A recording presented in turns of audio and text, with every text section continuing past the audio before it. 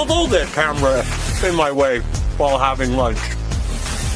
On Monday's wrap-up show, Ronnie, the midget, and I were discussing the fact that do we get special treatment at the strip clubs because we're associated with the Howard Stern Show.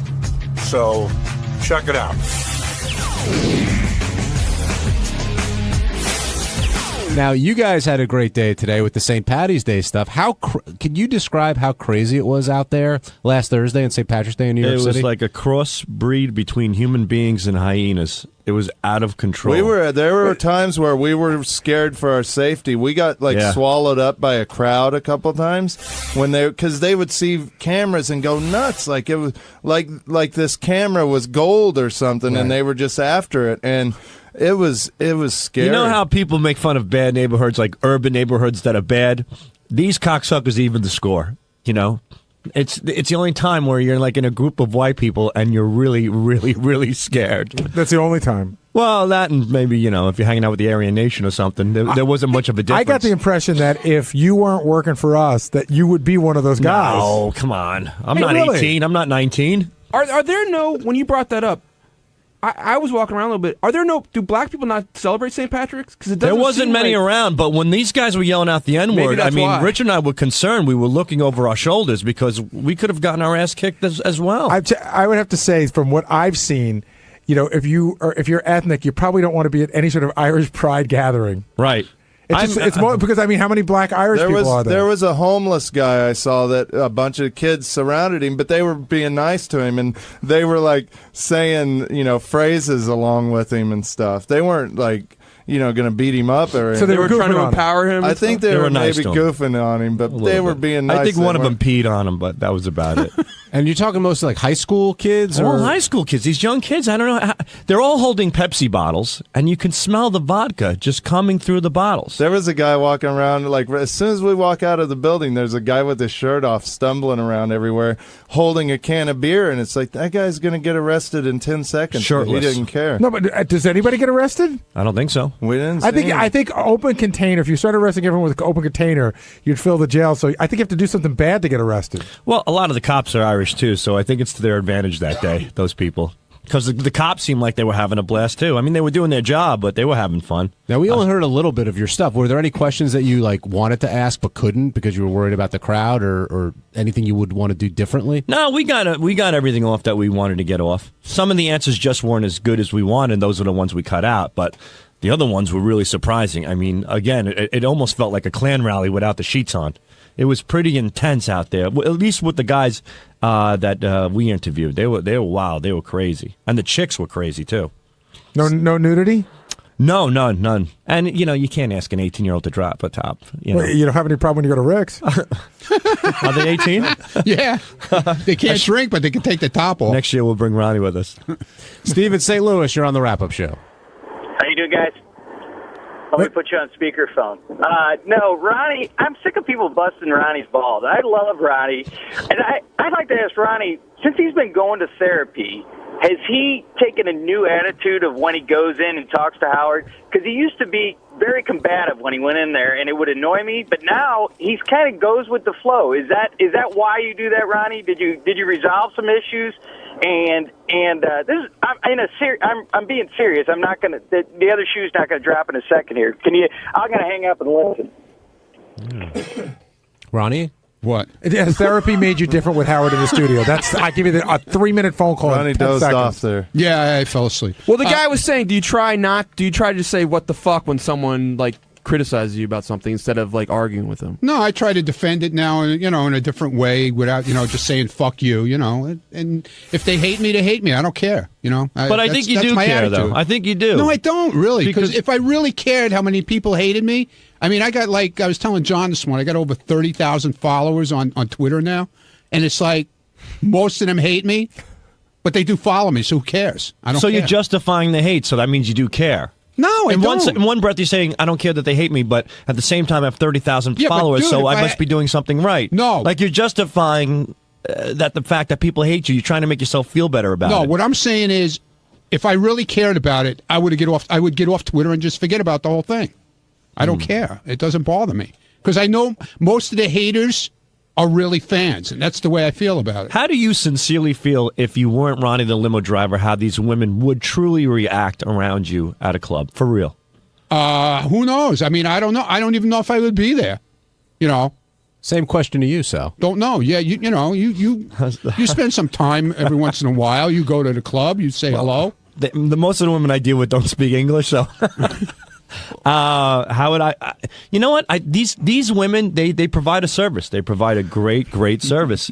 And whether it's a nurse that has to clean up feces and vomit, she might be beautiful, but she has the ability to do that, to overcome that disgusting nature. They do that at Rick's? No, but what I'm trying to say is that there's really according to the guy over there. What I'm saying that a lot of these strippers, if you look at strippers and physicians and nurses, they have almost the same amount of tolerance. They're enabled to. They have the ability to take on people who might smell, who might be repulsive, who might be gross, and they'll be able to make that person feel comfortable. Whether it's a guy with ball cancer that smells like a pile of shit, or whether it's a guy like Ronnie who looks like he's ready to drop dead any second and he's squeezing their ass. Actually, I got my finger stuck up my ass by a doctor. But I'm talking about whether it's a man dying with a nurse or whether it's Ronnie at a strip club. These women have something in common where they have the ability to overcome grossness. Okay, so what? So they have something in common. What does that mean? So the answer to your question is, I think a woman would treat a guy like me or Ronnie, whether we were on the show or not, just the same way, because they provide that service to make you feel good, regardless of who you are. So you got to have the money is really to make this happen. Yeah, of course. I mean, you can't go in there broke. But Sal, the way you're saying it almost seems like you're saying, which maybe it's true, that do most people who go into medicine, maybe they do, maybe the nurses, are they going saying, hey, I'm doing this because I want to help the person, or I'm doing this because I'll make money? And maybe it's a combination. But I would think the strippers, more of them are doing it, which I don't think there's anything wrong with it, but saying, hey, this is a good way for me to make money. I don't think there's a one that is doing it for any other reason. Right. So whether it's a proctologist fisting your ass to find out what your prostate's like, or whether it's a girl grinding you and all of a sudden you spurt on her crotch by mistake, quote unquote, again, they're both getting paid for repulsive acts. And I don't think it makes it wrong, but I think a lot of nurses go into it saying, wow, this is something I could make someone's life better by doing. And let me tell you something, you feel a lot better leaving Rick's than you do leaving the proctologist's office. Yeah, and I just want everybody, they keep calling me Scores Man. Can we get that straight? It's Ricky Man. I'm Ricky Man. I'm not Scores Man anymore. Yes. That's a thing of the past. It was a great time. But I am now Ricky Man. Let's get that straight. And Thank you for clearing that up. I don't think it matters that Sal is Sal from the Stern Show when he's at Rick's, because Lonnie tells him he's like the director of Madagascar. No, that was Benji's line. Well, hold on, because that's true, and I But I'm saying if Sal didn't work here, Lonnie wouldn't bother doing that for anyone else. Right. And Lonnie's great. Lonnie's great at that. Like Lonnie just said, Sal just came in from the Four Seasons, was talking to Chris Rock about the Oscars, how that going. I go, well, we can't talk about that right now. And then I would turn and say, do you know who this guy is, to Benji? And the girl goes, duh, he wrote Madagascar. On Tuesday's wrap-up show, we talked about Steve Langford did a news story about how Captain Janks has been late with some of the restitution payments he's supposed to make, and that turned into a whole deal with Captain Janks calling in and Steve Langford coming in and everybody commenting on it. Here's what happened.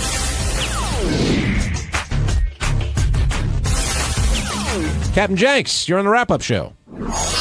Hey, good morning, guys. Hey, what's up, man? So you're pissed at Langford? Well, yeah, I am pissed at him. He's making false allegations towards me, saying that I'm late for my restitution payments. And the bottom line is that Steve called the Montgomery County Clerk of Courts, who is in charge of the money. No, I got it, Jack. I'm going to stop you for a second because we're going over the same ground. So Steve called the person who works at the clerk's office, and they said you were in compliance, but they claim to have records that on 2 dates in November and October that you were late. Is that true or false?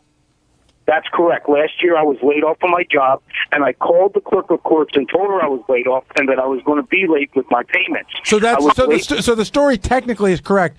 Steve said you were late twice last year, and you were, but are you in compliance as of today?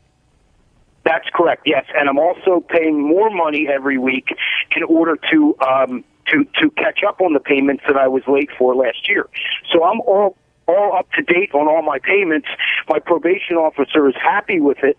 She's happy with me. I take drug screens every month and pass them. I have a 40-hour-a-week full-time job. I'm doing great. Where? I've been sober now 2 years. We need proof of that. Well, I can't. Where's I don't want to talk about that. Where's the job?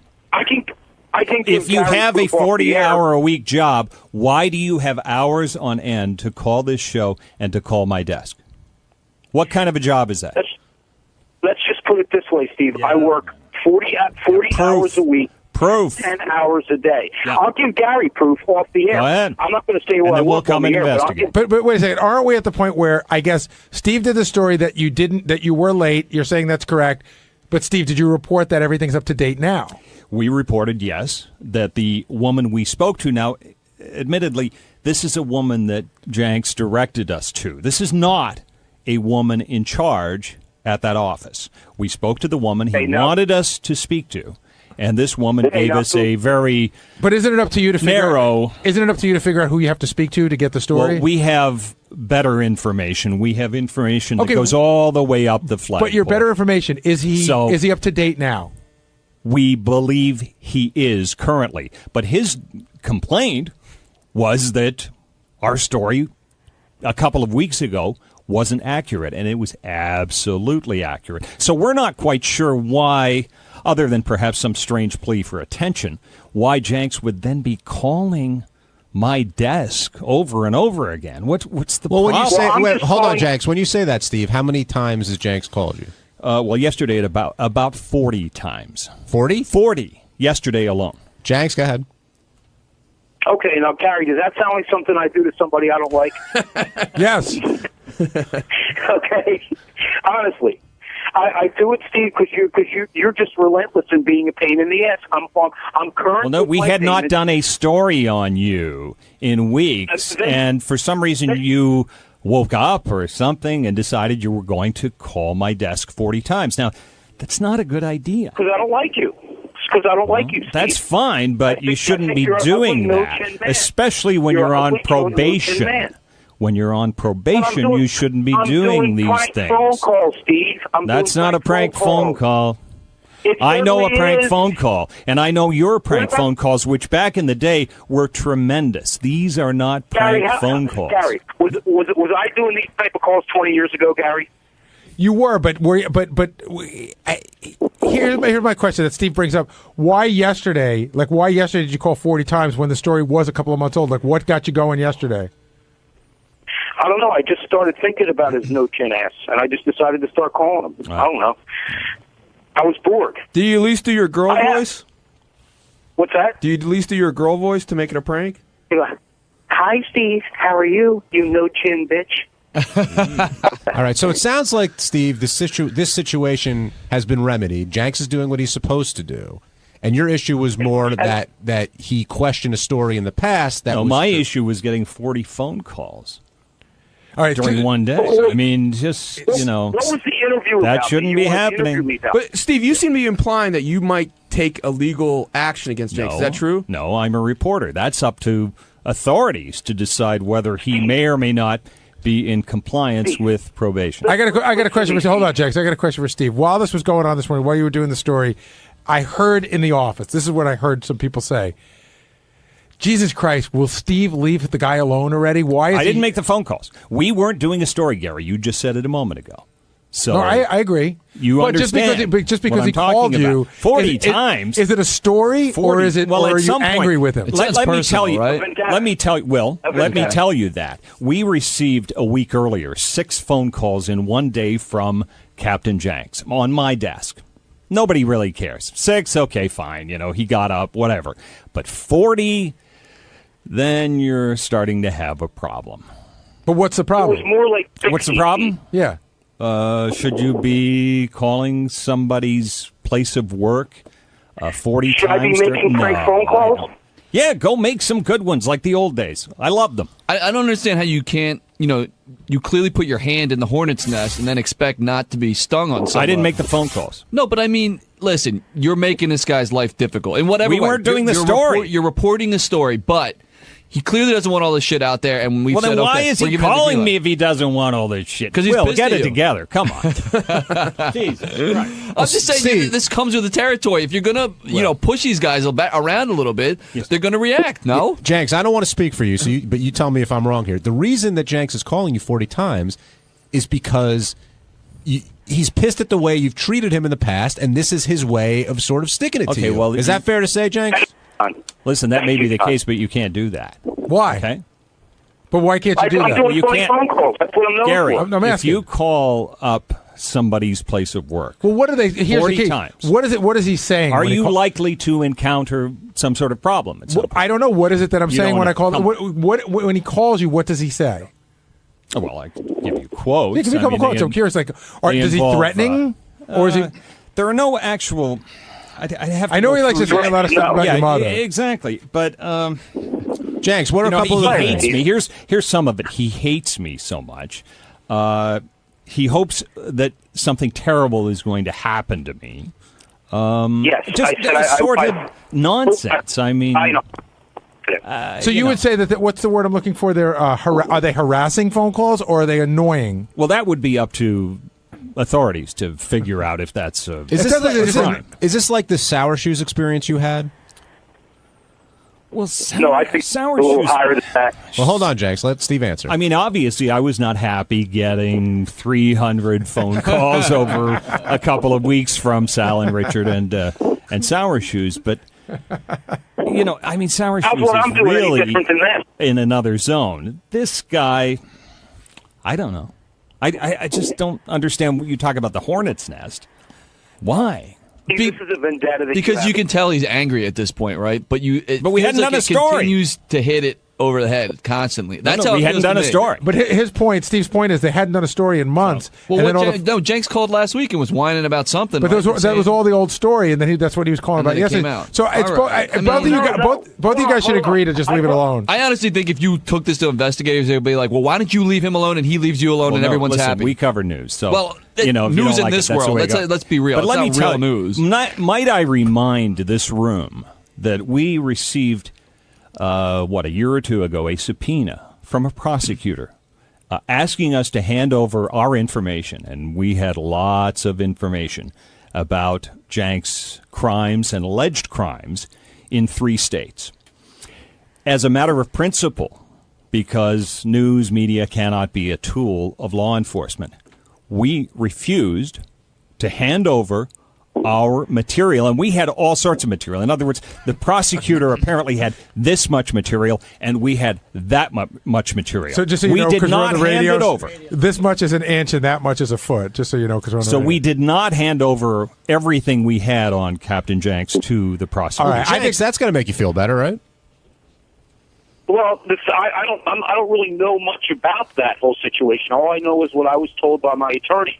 But what I can say is that it's been 2 years. I've been sober. I've been working full time. I've been paying back restitution on time, and I'm doing great. And all I'm asking you, Steve, is not to dip into the past, move into the future. Steve, I did a great phone call last week. Steve, did you say you handed some information to the prosecutor? Did you hear what I said? I thought you said you did hand a little bit to him. No. We handed no nothing? information Oh, okay. to And also- anyone. Gary, how do we wrap this up? One thing, though, real quick. When Janks says he has a job and you go, prove it, why does he have to prove to you that he has a job? Will, if he's if making his you're payments, where does it calling- matter where the money's coming from? If he's making the payments, that's another question. But again, again, if you're calling my desk 40 times in a day, and you're calling the Stern Show at what are we just 11:15 this morning, and you were on the Stern Show, are you working full time? Well, maybe he's not working 9 to 5. Who gives a come shit? on. Who gives a shit? Honestly. It speaks to the baloney factor here, the enormous But again, baloney this is all about factor. him making payments, Steve, let me right? The clear myself restitution here. payments. If he's making the payments, then who cares? But here's the problem. We had delinquencies last fall, not able to come up with $49 a month to pay back the people who were victims of this guy. Come on. I just think there's a balance. This is a guy. Balance. This is a guy. Pay back the money This and is a get guy a that job. wants to contribute to the show, right? He's been on the show 20 plus years and made that great calls. That means you can commit crimes in the name of course Howard not, Stern. But it means there is a balance. Come on. It means that you shouldn't necessarily be out there to destroy this person. Because he We calls report on you the news. If a repeatedly. fire happens down the street, what do you say? Oh, I didn't see anything. All right, let's wrap this up. Is your house on fire, Janks? Hold on, Janks. I'm going to give you the last word. We're going to wrap it up. What do you have to say, Captain? Well, I just want to say Steve Langford's mother's a cunt. I think that Okay. says it all. All right, let's wrap it up. Let's go with that. Thank you for calling. Get a job, buddy. On Wednesday's wrap-up show, we talked about my teeth, how I haven't been to the dentist, and everyone's concerned. And then they proceed to tell me their dentist horror stories. So another fine wrap-up show. But who am I to talk about it? It's much better to just watch and experience it for yourself. I didn't know you hadn't been to a dentist in over 5 years. All right, we don't need to talk about it. But you should go for your health. I know. No, I know. And and when I say for your health, it's not even like your teeth will fall out. Other crap can happen. No, I know. I trust me. I know all about gum disease, like stopping hearts and stuff. Yeah. When's the last time you went? I don't know. Think about it. I don't know. It's been a while. More than 5 years? I heard more than 5 years. Probably. Well, have you gone since we've been at Sirius? No. Okay, that more than 5 years. Have you gone since you got the job at K-Rock? I don't want to talk about it. Have you ever gone to a dentist? I just haven't gone. Yes, I have. When's the last time? In a while. When's the last time you remember going? I don't. Did you have an experience at the dentist that made you this way? Not necessarily. I've just always been uncomfortable with, just anything involving teeth and stuff. It is uncomfortable. It's shit you got to do, though. No, I know. Have you had a cavity pulled? No. You've never had a cavity pulled? No, but I'm afraid They don't I pull might have one cavities. now. Right. They fill them. They pull teeth. Oh, sorry, you're right. But no, I never had cavities. But who knows what I have now, if anything. Well, how do you know if you have a cavity if you don't go to the dentist? I don't know. When you drink something really cold or really hot, do you feel anything in your teeth that hurts? No, not really. When you chew on an apple, does your teeth ever hurt? I mean, well, I never really chew on apples. So. Does the apple get bloody? No. No. Thanks. Well, this is sort of like Sal. Why don't you go? You know what the risks are. Why don't you go? You're smart enough. You know that.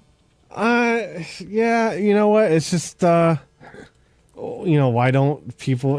I just don't like, I'm afraid of what could happen or, what might be found out. What's your worst fear? Like, what do you think is the worst case scenario? Like, I go in and have to have everything drilled out, and like the Siobhan story today, it scared the shit out of me. Having all her teeth drilled out, or just shit like. But that. but better that they rot away in your mouth, right? If you were in that same scenario and you were in such shape that had to be done, you realize it'll only get worse. Yeah. I mean, Richard didn't go to the dentist it's a catch-22, guys. Richard didn't go to the dentist for a while, but he's gotten into it. Now he's brushing his teeth. I know. I heard all about his story. Were you surprised, Richard? JD says he hasn't been to the dentist since before we even came to Sirius. Yeah, he's like a young me. I mean, it took me a while to learn my lesson.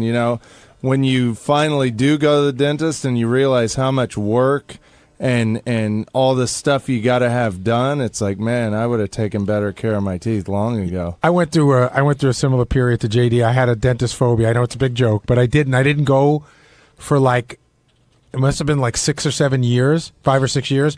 And when I went, my gums were so swollen that he couldn't even work on my teeth. I had to take like antibiotics and fix my gums. It was gross. It was totally gross. Maybe that's why I had bad breath. But you're glad you did it. Oh my God! Now I overdo it. Now usually people go once a year. I go twice a year. Yeah, I'm the same way. I go every 6 months for cleaning. Yeah, yep. But I didn't have a phobia. I just didn't have dental insurance, and it's expensive. So I just kind of put it off because I didn't want to pay all the money for my cavities. I had a phobia. I got yelled at by one of my dentists. He was very mean to me, and I didn't want to go back ever again. Yeah, really? I don't want to get yelled at. What did your dentist yell at you about? What? I think I put this in the book. I used to when he would put his hands in my mouth, if he went back too far, I would gag. I was one of those people who was like a gagger. So one day he was working on me, and I think he'd about had it. It was like a difficult day, and he took a step back and he looked at me sternly and he goes, "Would you fucking grow up?" Wow. I was like 22, and I'm like, "Grow up! I'm not doing this because I'm childish." So I just said, "Fuck you! I'm not going back anymore." I didn't go back for I'll show you. I'll never go to a dentist. No, but he was the only dentist I knew. How long did you wait before going back? Oh, like 5 years. The Yellow Pages and stuff. Like 5 years. Because he called you out on your gagging. Yeah, I was probably like 21 till I probably went around 26 or 27. Yes. Wow. How are you with your teeth over there? Do you go to the dentist? Or are you too scared? Because I know you're too scared to go to the doctor for other things, like you've said on the show. I'm scared to go to the doctor, but I do go to the doctor. I force myself to go. But with the dentist, the odd thing is, and Gary brought this up when I was first on the show in '96, he goes, Sal's teeth are not that much better than mine, because my teeth were pretty fucked up back in the day. Like, I remember one guy saying to me, "What do you brush your teeth with, sandpaper? Look at that." And I had spaces, and they were a little disheveled looking. So the thing that I had to do with my teeth is I got them bonded because I didn't want to go through the whole process of braces. And I'll never forget, I'm sitting in the chair, and the dentist looks at my teeth, and he says, Marie, remember last week when Mr. Smith was in? He goes, get me that same amount of bonding. And she goes, that much? He goes, actually, double it. So that's how bad my teeth were. And it was quite embarrassing. But that's the only dental experience I've had, is with my bonding and the fact that he really had to spackle them up. So what do you think this fear JD has? Do you understand it? I think JD just has a form of halitosis that needs to be addressed and taken care of. I mean, it's a common thing. I use something called TheraBreath, which works really, really good. And it's a deoxygenating type of toothpaste, a special toothpaste you get over the internet. Domestic or foreign? This is domestic. And it works It really... doesn't have a skull and crossbones on it. How'd you find this? You know what? When my wife telling me every night your breath stinks, I really started believing it stinks. So but nobody else ever told me. And I've been around a lot of people, and well, then again, nobody else was fucking me. And nobody's fucking you now. That's true, and my breath's a lot better. But I looked into this stuff, and this TheraBreath, I'm telling you, it's supposed to be amazing. Apparently, you build up a lot of sulfur from the bacteria that your tongue produces, and this particular type of deoxygenating type of toothpaste destroys the sulfur that is created by plaque. And that's what JD might have. He just might have an excessive buildup of plaque and bacteria that he can't control. What about flossing? Do you floss? Yeah, flossing is very important. I keep a floss in my top drawer, and after I have breakfast every morning, I floss. You a flosser, JD? No. Any reason why? No, I just don't do it. I don't know. And we could tell. Fuck you. I don't think JD likes to be bothered with stuff. I know. Yeah. Is it a He time doesn't want to issue? be Is bothered that what with it the is? dentist or anything. No, it's.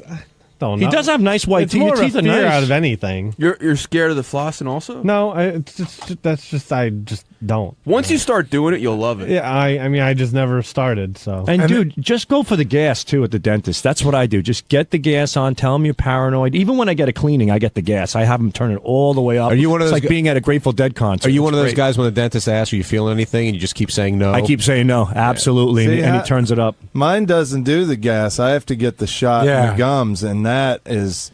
I don't mean to scare you, JD, but that fucking shot hurts. Okay, Mine can we get move them on, both. please? Hey, JD, do you whiten your teeth? No. They're very white. Yeah, they are. Can we move on to? I'm with Sal. Get the gas. Don't get the shot. I don't have the choice, and I have a weird thing going on with my dentist. I get so nervous when I get there, and he gives me the shot, and it doesn't take effect. So he's got to give me a lot of shots because he says sometimes. Why wouldn't it take effect? Because I get so nervous. He says the adrenaline keeps you from feeling it. So he'll give me a shot. We'll wait 5 minutes. He'll give me another shot. And what ends up happening, he has to give me 4 shots. When it finally takes effect, it's like 8 hours till I feel my fucking lips again. You get 4 shots in Sometimes. Novocaine? Sometimes. Oh, wow. Do you do something? I do something when I get the shot. It hurts so much. I pinch myself down by my testicles. No, not my testicles. I pinch the bottom of my bottom of my leg. Yeah, I have to pinch. I pinch my myself. butt. Yeah, I pinch like my thigh by my testicles. And But don't you love that sour cherry taste that goes down your throat when you get that shot? No. I love that. You do that for every cleaning? No, I don't get shots for cleaning, but if I have to have something worked on my mouth, then I got to get a shot. yeah, I get it for a root canal and things like that. Welcome to Dental Talk. Yeah, we're going to move off dentistry now. On Thursday's wrap-up show, we spent time talking about the Queen of Burps, specifically when she called out Sal and pointed out that he has a very small penis. Well, Sal didn't really like that comment, and then he explained what he does when he goes to the gym to check out to see how he measures up against everyone else, and then Sal just starts being Sal. Check it out. Other big chunk was the Queen of Burps, who came in today, and I guess there was some debate whether she was burping or not. In the beginning, she certainly was. Right. At the end, Howard hit it right at the head. At the end, she was just going, ah! She was just screaming. But as it went on, she said she was offering to, I guess, burp on Howard's penis, and then Sal took her up on the offer, or at least tried to, and not only did she shot you down immediately, first I thought it was because you're uncircumcised, Sal, but no, it was because you have a very small penis. Sal pulled out that baby dead aardvark, and she freaked out. And first of all, microphallus. It's not a very small penis. It's an average-sized penis at best. Sal, let's be honest. You pull on it to make it look bigger. I had no choice. I had what I call not shrinkage, not to be confused with shrinkage. I had tuckage, where everything's just tightly packed. You know, like when you take Play-Doh and you put it in a container, you tightly pack it in. My cock was tightly packed. So when I revealed it, I had to stretch it out a little bit. But it's far from small. But even after you stretched it, she still made the cock. I think Robin also agreed. Well, it looked like a fucking, a wacky-looking peach-colored chisel. It freaked her out. She laughed so hard. Like, it was such a real laugh that came from the gut, Yeah, it's like when a fat lady falls down a set of stairs. Even though it hurts, you're laughing your ass off. She was laughing at my manhood. She keeled over on the couch. Like, she was on her side at one point. And Sal, you may want to play it off, but I could tell you were hurt. I mean, you were genuinely hurt. Yeah, she definitely booted me where it hurts, up the ass with that one. I wasn't expecting that. I don't mind her looking. I love the shock value, but when you point and laugh, that really, wow. She rattled my foundation, as Danny Partridge would say. Now, can I ask you a question, Sal? That hurt. This always blows my mind. If you're gonna go into the studio and take your pants down, are you never ready for something like that? In that case, no. I really was never ready. I'm so focused on throwing her off her game that I didn't see it coming. Like Robin said, I should, you said that she shook me. She did. And Robin goes, well, it's about time you got shook. I'm like, what is that all about? Well, I think as if you went in there to fuck with her and she fucked with you and you can't understand how that happened. Oh, I can understand how. I just wasn't expecting it. And, but afterwards she told me that it was fine. And her husband actually is similar. I think I have a nice average-sized penis. Unfortunately, you see it covered all the time, so it doesn't look that good. It's like covering up a supermodel. If you put a fucking raincoat over her head, it doesn't look nice. With my foreskin rolled back, I got a nice looking cock. I got a normal, nice looking dick. Unfortunately, I've seen your dick way too many times. There's nothing supermodel about it. Sal, she was trying to make you feel better. Yeah. Well, I don't believe that. Believe it. Yeah, she seemed pretty honest. Like what happens when you get off the air after you've insulted someone and you go, I'm just kidding, the whole Don Rickles thing. Right. That's what she did to you. I guess so, maybe. But let me tell you something. My dick works pretty damn good. So, and I call my dick the David Banner dick because it might be small in the beginning, but when it blows up, it's like the Incredible Hulk. Every guy says that. Right. Every guy with a small I've never penis said says it. that. This Puerto Rican said it to me when I was 17 with my buddy Louie, and she goes, "Oh my God, this one's small." And then when it got big, she goes, "This one we called the Hulk." Now, were you dating her or did you pay her? I paid her to date me. Right. So, no. Of course she's because it sounds like the words of a woman who's getting paid. She said she was going to beauty school and she had a daughter that she had and it was her birthday and she goes, I suck a little dick to make some money and buy my daughter a gift. I was helping her out. I call my that's the story. I call my dick the Danny. She goes, it's my daughter's DeVito birthday, so I suck a little dick, I buy her a gift. What's so wrong about that? I'm helping families. You're a generous I helped families. This is a long time ago. Do you guys think girls know flaccid? Like, do they know that it grows for most guys? Yeah, I would think so. You know what I try to do to make myself feel better is that no matter how hot a chick is, girls are obsessed with big tits. Everybody's blowing their tits up like crazy. But no matter how hot a chick is, a girl really doesn't realize that a guy would love to bang her any which way he can. If her tits were inverted, we would fuck her. If she's hot and she has a nice wet vagina, we're going to town. Oh, my God. And I'm trying to justify what I try to think about. Where are you going with this? Where I'm going is that if this lady insulted my dick today, I'm like, okay, she might have said it's a little small. But the truth is that even if my dick were small, and it isn't, it still wouldn't stop a good majority of women to have sex with guys with smaller penises. It's not the closer. You know what I mean? So it somewhat makes me feel better that my dick may not be huge, but it's not going to get in the way of a girl saying no or yes to sex. But you're saying it's not a big deal. But if it's not a big deal, why does it bother you? It bothers me because it's pretty much what you got. I think every guy wants a nice sized penis, and I think I have an average size one. But even lately at the gym, I can't help. I do the glance. I'll admit it. When the hell do you go to the gym? I started going 2 weeks ago since I haven't been having this condition with my head. What glance? And what do you do? Meat gaze? No, I don't meat gaze, but like. When you're in the gym and guys drop their pants, we all have the curiosity factor. You give the glance. You're a cock gawker? No, I'm not a cock gawker. I'm a glancer, a prancer glancer. So, are you looking because yours is small and you want to see like how you measure up? I'm looking to see if I fit within the vicinity of the average penis. Where do you fit in? I would say I'm average, but there was a guy the other day who was really jacked up and built, and I was hoping he was going to be small, and he was hung like a fucking fire hydrant. Did you wait around just while he was undressing? Like, hey, I gotta see when this one. When he took his pants off, did you just go, oh? When his pants went down, I did go, oh. I did. Did you really? Yeah, because it kind of pissed me off because for the majority of the guys in the gym, they're all pretty much average. Then this guy came in with the fucking big bulker, and I was just like, shit. And it kind of bummed me out. Was he showing it off to everybody? Walking around? No. He just dropped the towel, slip on the underwear. We all do that in the gym. It's not a big deal. Have you figured out, is there like a tell for these guys? Can you see a guy with his clothes on and know whether he's going to be large or small based on a physical trait? It's funny. So far I've seen somebody who was mentally challenged, and I thought he would be big, and he was actually small. Based on what? Wait, you saw a mentally challenged guy naked at the gym with a small dick? Yeah. Why would you think it would be big? Well, retards for some reason have big genitals. I don't know why. It's just one of these things. Is that a fact or? It's based on what I've observed. Usually when you see a retarded cocks have you looked at? Look at Wendy the retard. Her tits are ginormous. What does that have to do with penis size? Beetlejuice. The guy's the size of my shoe, yet his cock is pretty big in proportion to his body. So I was just expecting this person to have a bigger penis, and it was small to normal. I've seen Orientals in there with average penises that I thought would be small. And I have not yet to see any black people in there. So if that comes along, around. Wait, you go to a gym where there's no black people? That's shocking. Well, Nassau County. How is keeping it real? Gary, how was he acting in the back once he walked out and she told him that he had a small penis? It was like someone hit him in the head with a 2x4. He was almost disoriented. He goes, wow, I was not expecting that. But when if you're gonna go fuck with people and they take shots back at you, no, don't get me wrong. When you're like the bully in that video who finally got punched in the face. Well, I wouldn't say I was bullying her. I was contributing to a segment, and it was funny, and the boss was laughing, which is always good, and I wasn't expecting that back. Yeah, she got me good.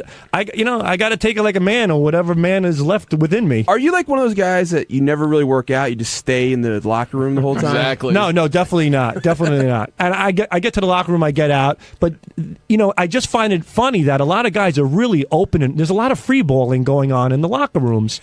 And I don't get. I saw a guy the other day blow drying his balls and asshole. I mean, he starts at his hair, goes to his chest, and goes down. Dick out, balls out, by the sink, by the mouthwash. It's like, come on, you wrap it up. Lisa in New Hampshire, you're on the wrap-up show. Hi guys, how you doing? Love the show. Hey, Lisa. Sal, I love you, but I love you too.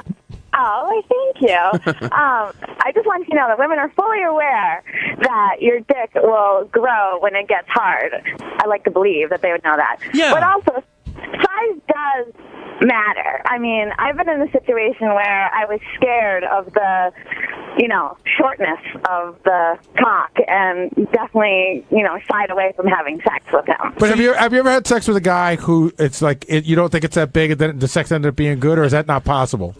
I don't really think it's possible, or not in my experience has it been possible. And what was small? What was small that you dealt with?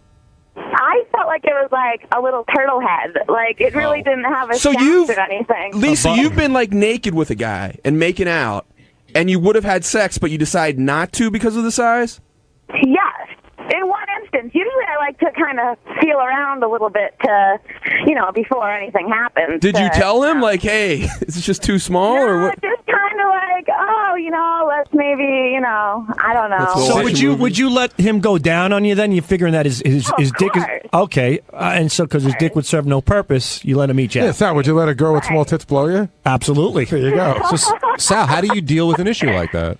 Well, the thing is that Lisa confirms my thoughts, is that, sure, it'll grow, but when you first drop... when you open the curtain, you want to see, you want to see Led Zeppelin. You don't want to see a guy with a ukulele. I think what Lisa's saying. I think what Lisa's saying is, and that when the curtain opens, she saw a guy with a ukulele, and she got disappointed. And so when you drop your pants, even though it'll eventually grow, it's how you present it off the bat.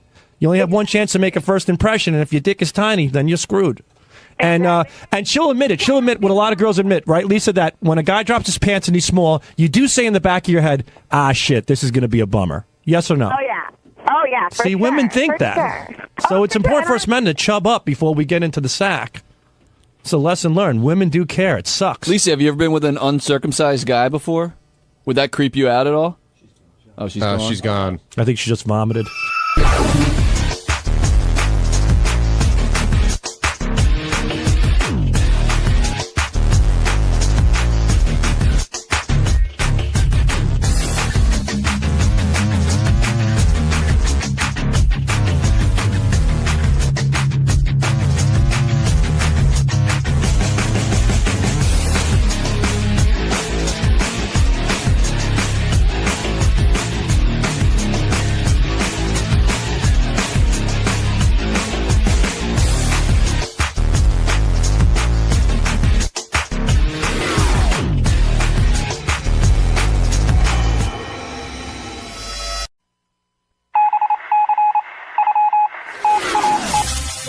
This is the best of the wrap-up show. A recap and behind-the-scenes look with John High and Gary Dell'Abate. The best of the wrap-up show begins now. Hey, it's Sal Governale. On Monday's wrap-up show, we discussed the letter that we wrote Howard. The letter that should have never have been sent to Howard. Major backlashing because of that. We expressed what happened and how we dealt with it. And then somehow we got into a discussion of what else? Men kissing men. And the stories got crazy, to say the least. Check it out.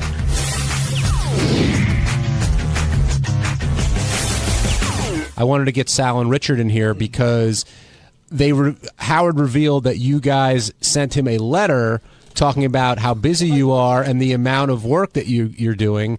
And Howard, I don't know if he was in disbelief over it. I don't know if he... I'd say annoyance. Yeah, but I don't... And I wondered, Richard and Sal, both of you guys, I know you wrote that letter to show what you've been doing, that you've been busy, and, you're not slacking off by any sense.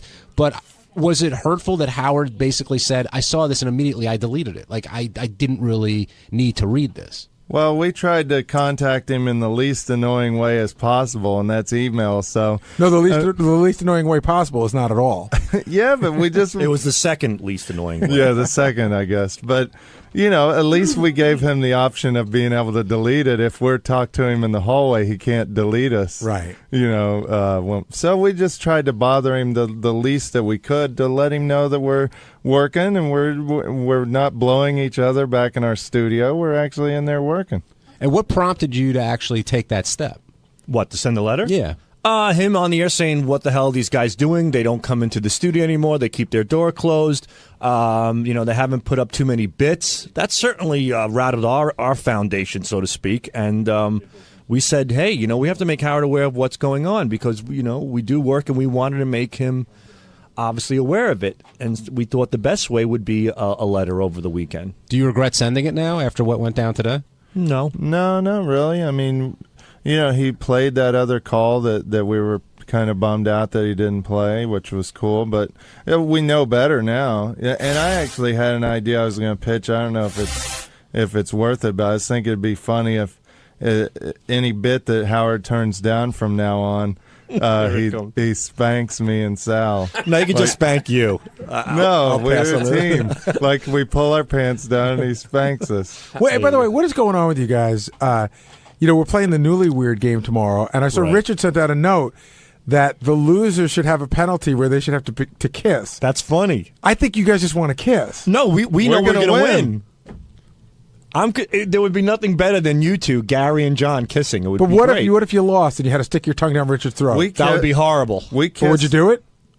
Tongue. No. 10 seconds. No way. We've kissed before. Yeah, but with tongue? Not with tongue. But no. as close as Gary and I are, we have no desire to kiss each other. Well, that's the whole point. Whereas you guys have every desire to kiss each other. But that's why it's funny. But when you guys will want to win that much more. When you throw it out there, there's a chance that you'd have to do it too. That's fine. Like if I said, in the contest, if there's a loser, then you have to put, honey on your balls and a bee sting you. I would think that. I wouldn't throw that out there because I don't want that to happen to me. And there's always a chance you can lose. Well, that's what I think constitutes a great bet, to put something out there that you don't want to happen to you. That's where you create the action. I can think of 1,000 things that I don't want to happen to me that don't involve. Would you reach into John's pants and squeeze his cock like a horn? But why is it all gay? That's my point. Well, because you wouldn't want to do that. Well, because we're newlyweds, it's couples, like couples on the real newlywed game kiss. Why shouldn't we have to kiss, the people in the game tomorrow? Feel free. Go for it. So will you guys agree to it if you lose? No. Provided only if the other guys agree to it. Right. I know Howard and Fred are not going to make out with each other, but I think John and Gary are the closest to each other. You think they won't, but we will? The fuck is wrong with you? I don't know, but I Who's just more do. likely, John or Gary? John. More likely to what? Make out with Gary. To agree to make out. What, are you kidding me? I just feel it. From what? See, I think Gary would, but not just because I think he's would do it just as a funny moment. I'm telling you, I'm sitting here laughing right now because in the history of the show, this has only happened once on the Channel 9 show. I put on a dress. We were simulating somebody who molested another celebrity, and Jackie played the molester, and Jackie pinned me down and fucking kissed me. Wow. Like for real? Yeah. And it fucking rocked my world.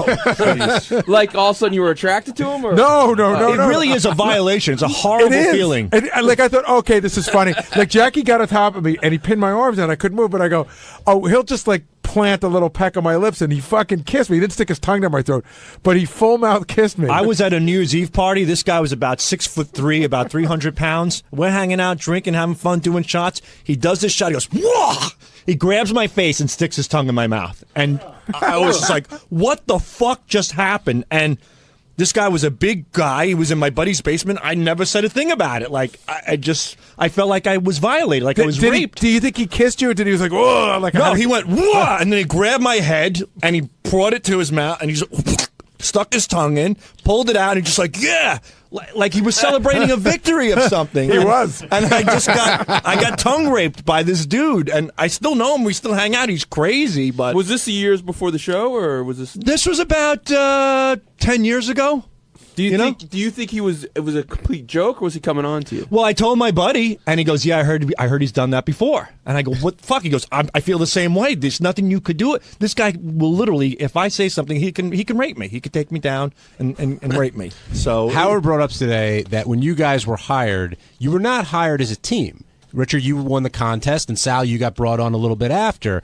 Yet you always, Richard, you always present each other as a team. Yet more and more lately, I hear Sal saying, "You know what? You could do that, Richard. I'm really not. I'm not up." Well, for I don't that. want to get spanked by the boss if my bit doesn't hold up.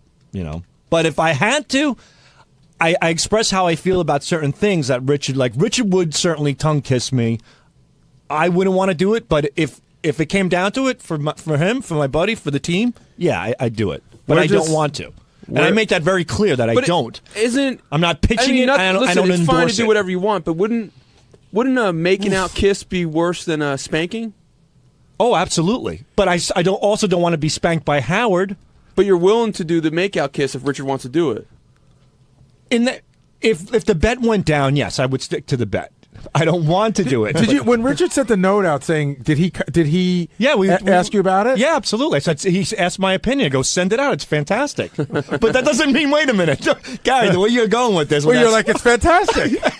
Because the first thing that comes to mind is you and John Hine making out. That is funny as shit. I don't think that's the first thing that comes to your mind. I swear to God, in my mind, it is. If Richard thought you're scaring him off, Sal, it's not a full make out. Just kiss on the lips, like a peck. Yeah, I don't know that that's what I got out of that.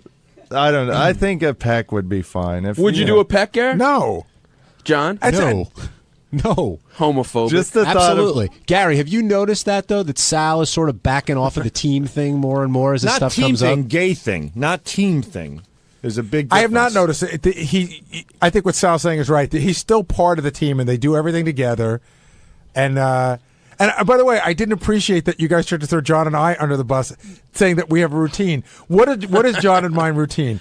Maybe once a month we walk to the garage together. That's the extent of our routine. No, I didn't say routine. I said you spent the night together in a room at Howard's house. Which That's you did. pretty close. What happens in the Hamptons stays in the Hamptons. but like John and I, we don't pee together. We'll hang out together, but we don't eat together every day. You guys are really attached. So you guys were in the same bed? No. But the same room, which wasn't Yeah. necessary. But what did Did you request the same room? Everybody there was in the. Everybody there shared a room. Did you change in front of each other? Did you hear what I just said? Yeah. Okay. Everybody, like I'll give you that. Jason had a roommate. Everybody that was there had a roommate. I'll give you that. Did you change in front of each other? No. Were there two beds? Yes. What did you guys talk about when the lights went on? I can tell you exactly what happened. I got so fucking drunk. That I got so drunk that I that's how it always starts. Fell right into my trap. He accidentally fell into John's bed. I remember John. I think I went into the bed and I passed out. I just passed out. You guys So we didn't chat about anything. Because doesn't Howard say only one bed had to be made up the next day? No, he didn't say that. Oh man! But tomorrow, this game. Benji's just mad because I was invited. I think Gary and I know each other well. I think you two actually know each other better than Gary and I do on the newlywed game level. But Howard and Fred, I don't know. It seems like Howard didn't want Fred. Basically, was trying to get out of the game because he didn't feel it was a fair matchup. But I think they're going to do really well because Fred knows how Howard's going to answer. And they've known each other the longest. I mean, 30-some years. But I don't think Howard knows how Fred's going to answer. Are newlywed game questions more what would you do in this situation or factual questions? It's a mix of both. It's a mix of both. Yeah. So some of them could be, where did someone go to school? But some of them could be like, who's the one person in the world that Fred would want to meet? So Right. it could be like that. But here's the thing that scares me why I think you guys are winning. I know for a fact I can't pick John's penis out of a lineup. But you two could, couldn't you? Yeah, but they're not going to show us a picture, a sketch of Richard's I'm just cock. saying that's how well you know each other. Well, you'd be surprised. My memory's not that good, Gary. And when I get plus, flustered. Sal's penis is very unique looking, too. That's true, so. too. Not in France. Or Italy. Getting back to the letter you guys wrote, why did you decide on the Friday lunch hour is the right time to write the letter? Well, we were here Friday. We were working, and we said, let's put this thing together. See, that's another thing. When you said that today, this isn't like General Motors. You're not in the assembly line. We don't have a lunch hour. You make it sound like that when you punch a clock and you have a little lunchbox. Well, Howard said you're utilizing company time. Yeah, it is. It was company time, but it wasn't something that was interfering with our work, which we still But you provided. weren't. You didn't leave the office, punch out, and go to lunch. No, but we did have our lunch. We bring our lunch into our office a lot, and during our lunch, we conversed on what the letter should be, what it should constitute, and then we put it together. Hey, Howard asked you guys, and at the time you were kind of you said that it was neither of our, it was both of our ideas. I don't think there's anything wrong with you guys writing the letter, but was it more one of you guys than the other? Because it does seem like the kind of thing you wouldn't both spontaneously just say letter. I swear to you, I wouldn't know if Richard has a better memory than me. I mean, honestly, I swear to would God, say, I don't know. You- There are a lot of times we say something at the exact same time, and it could have been one of those. Like we probably just kick back, and go, maybe we should write a letter. Yeah, or if send peop- an email. If people ask like who come up with a certain call or bit, we wouldn't know. We both just come up with it and work on it. I think that when things go bad between you two, it's really funny. After Lennon and McCartney didn't like each other anymore, they remembered exactly who wrote what. Yeah, I don't know, but with this case, with the email, it just. The way Howard spoke, he really scared the shit out of us, and we said, "Hey, we got to make Howard aware of what we're doing," and that's how it came about. Was it a mistake for them to send this email? I know that's how they felt. If they would have come to me, I would have said, you probably don't need to send the email because Howard had mentioned to me that he wanted to chat with you guys on Tuesday, and it doesn't make sense to send the email. Just when you sit down, you can sort of talk then. Yeah, why didn't you guys go to Gary? That's a good question. I don't know. Every time you ask that question, that's his answer. Swear to God. We just thought that, I don't know. I mean, it was, Howard said we thought specifically. He specifically said our names in that. And you didn't have to come to me for permission. I would have thought you would have come to me more for advice. We should have. In retrospect, that would have been a good thing to do in hindsight. But also, I think some of our thinking was that just if we send this note, this is stuff that Howard can bring up in the meeting. Like, we'll kind of make the meeting go a little easier if he has some PowerPoints or whatever. Mm-hmm. Are you guys worried about this meeting tomorrow? Not really. I guess they said that the exact same time. Letter. Should we be? I don't know. We've had a meeting already with Howard. It was very productive. It was very positive. It wasn't too long ago, so I guess maybe Howard's kind of following up and saying, "Look, I was expecting a little bit more of this and a little bit more of that. So let's stay on track." Gary, should these guys be scared? Scared like they're going to lose their jobs? No, but they should be aware that there's something that Howard wants more of. Right. Does it call for another letter? No more letters. Hey, it's Gary Delabate, Baba Booey. On Tuesday's wrap-up show, we talked about the Newlywed Game, which John Hine and I lost, and I thought we won or close to won. Robin stopped by, Fred stopped by, Sal stopped by, and I think the most interesting part of it was Sal explained what his thought process was when we asked him within 3. And Sal had like several answers. None of them made sense, but they were all fun to listen to. Here's what happened. Most of the show today was devoted to the Newlywed Game, where Sal and Richard and myself and Gary came up short against Howard and Fred. But before we get into the dynamics of the couples and all that went down, Robin, you almost ended up hosting the game because J.D. Harmeyer was taking a lot of flack for his hosting abilities. Was stuck to that piece of paper that was the given questions to him. on it. And so he couldn't take his eyes off it. He couldn't join into any of the patter with the contestants. He couldn't set things up. Have you ever seen a game show? Yes, but I'm not Bert Convy. I'm not a game show host. But I sit there and watch easy quietly. to put yourself in the mindset of someone who's running a game show and saying, all right, this is on radio. I have to tell people who's here. I just told you his skills. He's a game show watcher. Yes. Not a game show host. Exactly. Hey, I got to. Well, keep going because I got a question about. No, something. well, I was standing there trying to think of stuff to say, but I couldn't. And you guys were talking already. I wasn't about to interrupt anyone talking. The simplest elements.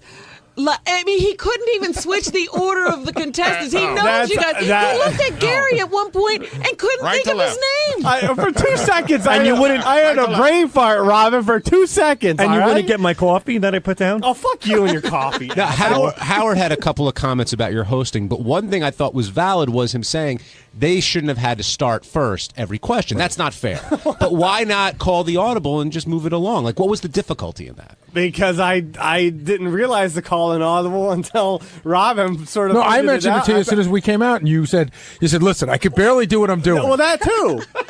Yeah, I was. If I had to figure out who was the last person to go, I just would have gotten more confused. I thought so. I said, "All right, I'll just stick More with confused than you were." Yes, I'll just stick Is that with the same order. Were you upset from the flack that you took over your wardrobe? I think people said you were wearing the Stop Making Sense suit in there. Is that Like Talking during Heads wartime. reference? Yes. All right. Listen, yeah, I've been hearing it, and whatever. It was the only jacket I could get around and be able to button. So I think he should come in dressed as a different MTV video from the 80s every day. Maybe tomorrow I'm dressed like the Bangles. How funny was it though when Howard said, "Where'd you buy that suit?" And he goes, "J.C. Penney," and I'm going, "Of course you did." Oh yeah, sorry. So did you feel in control of the situation at all? No, but whatever. I don't listen. I got the questions out, and the answers are given, and that's all that matters. What's it like when Howard is a contestant versus being a host of a particular bit? Like, can he not help himself but end up trying to host it as it goes on? Of course he's going to try to. He's got that great bit where he goes, "Listen, you idiot, do this," and he goes, "Oh, you're hosting, sorry," and then he just 2 minutes later he's up your ass. Yeah, actually, whenever he started winning, the complaining about my hosting ability started to Well, go has there down. anybody that's ever come in from the outside that actually has turned out to be a really good host? Yeah. Vinny comes in and he's not so good. No, Art Fleming when we were at I Channel was going 9. to say a real game No, show. real That's- game show. Again, But don't you think that's a real game partly show host. because we it's like you give him some rope, like you say, "Oh, Art Fleming knows what he's doing," so you give him a shot. I'm not saying JD would be incredible at hosting. I don't know, but you don't really give him a shot at it. Wait a minute. JD had plenty of rope, I agree. and he was And he hung himself. dangling from it, unable to speak. Hey, sorry guys, I won't host anything. I don't care. Well, since No, you're a great host for goofing. I thought it was entertaining as hell. JD, since you did host, you could probably be the most objective about this game. Did you expect it to go the way it did between Fred and Howard, Gary and myself, and Richard and Sal? I actually, they did better than I thought. I didn't think anyone would get any of these questions correct. I thought it was going to be a Sal Richard just slam dunk. That was a big I surprise. really did yeah. because those guys sit across from each other every day. They talk about everything. What happened, Sal? We did come in second, And because JD was the judge and he gave it to Howard and Fred, we lost. And I'm not going to argue with the judge. No. I'm not going to argue with the judge. I'm you not lost arguing. because you got no questions right. No. We got the You got the one bonus question. Guys, right. But we were in second place. We would have won. Let me ask you a question. How many answers did you get right? Two? Two. How many answers One- did you guys get right? Like 3, I think we got more. I think we got You 4. had 15. We have right? 15. 3, yeah. You guys got 3. We got 3. two. Right. So, I mean, if you take away the score, No doubt aspect about of it. I agree with what Benji's call on what Howard and you winning, but we would have won regardless. We would have won. We got the hardest question. But you didn't right. understand one of the questions. I know. You got it right didn't by even accident. understand That was it. the You bad. shouldn't have Yeah. even been given credit for that. Sal, Fred, what- you have what- to understand the what, question. What was going through your head? What could it have meant? Well, the way it was worded, within 3 immediately, the first thing that came to my mind was within 3. Does that mean because we're all married, we're not going any further than 3? In other words, are we staying within 1, 2, and 3? Wait. I still don't. Do you guys understand what that means? No, explain that. I really don't understand. How did they get one answer? JD says within 3. How many women have you been with? And I'm like, within 3, like within 1 woman, 2 women, or 3 women? Within 3. Oh, so you thought the answer could only be 1, 2, or 3? Within 3. Right. Okay, 1, 2, or 3. Well, but Sal, now, and I'm thinking now, maybe this is Oh, done. you mean like you only cheated once, twice, or Let's 3 say put times? up. I'm with you. I'm with you there. Okay, I'm with you on I that. put Hold out on. 3 blocks. Benji brings up a good because I'm not with you. I put out 3 wooden blocks. I go, John, pick one within this 3. Get Gary the retard on the Within phone. this Maybe he can 3. help us out. He thought 3 was the universe, and Okay, he could right. only Now, pick Sal, 1, Within 2, 3. or 3. Okay, Right. but- Within 3. I'm like, okay, now, and I'm thinking, okay, we're all married, and I guess they say within 3, we can assume 1 because we're all married. And nobody wants to go overboard and think that, hey, wait a minute, I didn't fuck more than 3 women. So then Howard goes 30. I go 30. So right. So now what are you thinking? Now I'm thinking it's like what is it called? Like increments of 3. 3, 6, 9. Multiple. Yeah, multiples of 3. Wow. So I'm like, wait a minute now, because he said 30, but then Fred's put 50 up. I go, it's not multiples of 3. Okay. So now I thought it was within maybe 3 people. Me, the person, and my wife or something. Uh-huh. That's the only thing I can rationalize. When you consider 5 out of the 6 people actually understood the question, and you didn't, you don't see. It was just because of that within 3. But just everybody understood the question in total. but I'm not everybody. And if my answer was 50, that would mean that exceeds. Well, they re-rationalized it. Right. If you're listening to me, Fred, that's what Guys, my help point. me out here. I don't know. Okay, I'm hold on, lost. Sal. I don't understand. Is everybody lost? Wait, Yes. when Fred Wait, said- hold on, Benji. Okay. Sal, I don't understand your re-rationalization there. 50. You're thinking, okay, it can't be a multiple of 3 now. And it can't be within 3, 1, 2, and 3. This isn't So like what- prime So what numbers. is it now? 3 people amongst 3 people. Which makes no sense. So do but- you mean the total of 3 people? Like you bang 10, he banged 20, she banged 30, and no, it adds up? Or? between what you know, Sal's wife and the emotional friend. there you go. Between what is going on here? I don't know. Just keep talking. No, go ahead. Between Richard, the person who's given the number, Right. between me, and between, let's say, my spouse. In other words, would we all mutually know the number? That's the only thing I could rationalize. Within us 3 people, will we all mutually know the number of people that I've had sex with? But then when somebody said 50 and somebody said And 30, then then No, we but think- yeah, that's number 3. My first rationalization was within 3, 1, 2, or 3. Once Howard said 30, I said, "Oh my God, it must be multiples of 3." Then Fred said 50. I go, "It must be within 3 people knowing me, myself. I mean, my wife, myself, and the person giving the answer." But how do you get to 50 from that? I don't know. I was so thrown off. That's a good point. It's obviously not 50 as well, or what Gary gave. But I was just, that's when it came to me. I said, "What the fuck does within three right, mean?" so And Gary, when you help us out. finally What do you answered mean? the question, what were you answering? I just gave a number. I still didn't have. Nobody helped me. Wait, So I gave. So when So it you said just 10, blurted out a number. no, I blurted out a number that.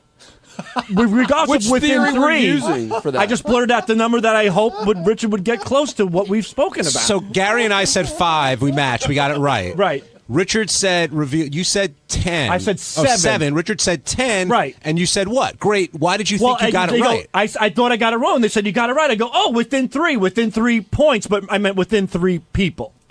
You know what I'm saying? Okay. Now I get it. Do you understand what I got? do you it at know the which, end. When you said 7, do you know which theory you were using? No, I just. What is 7? What is it? What did 7 mean today? When you said 7 was the amount of people that I banged that I've discussed with Richard. right? Okay, I've had sex with. Okay. But what about the third person?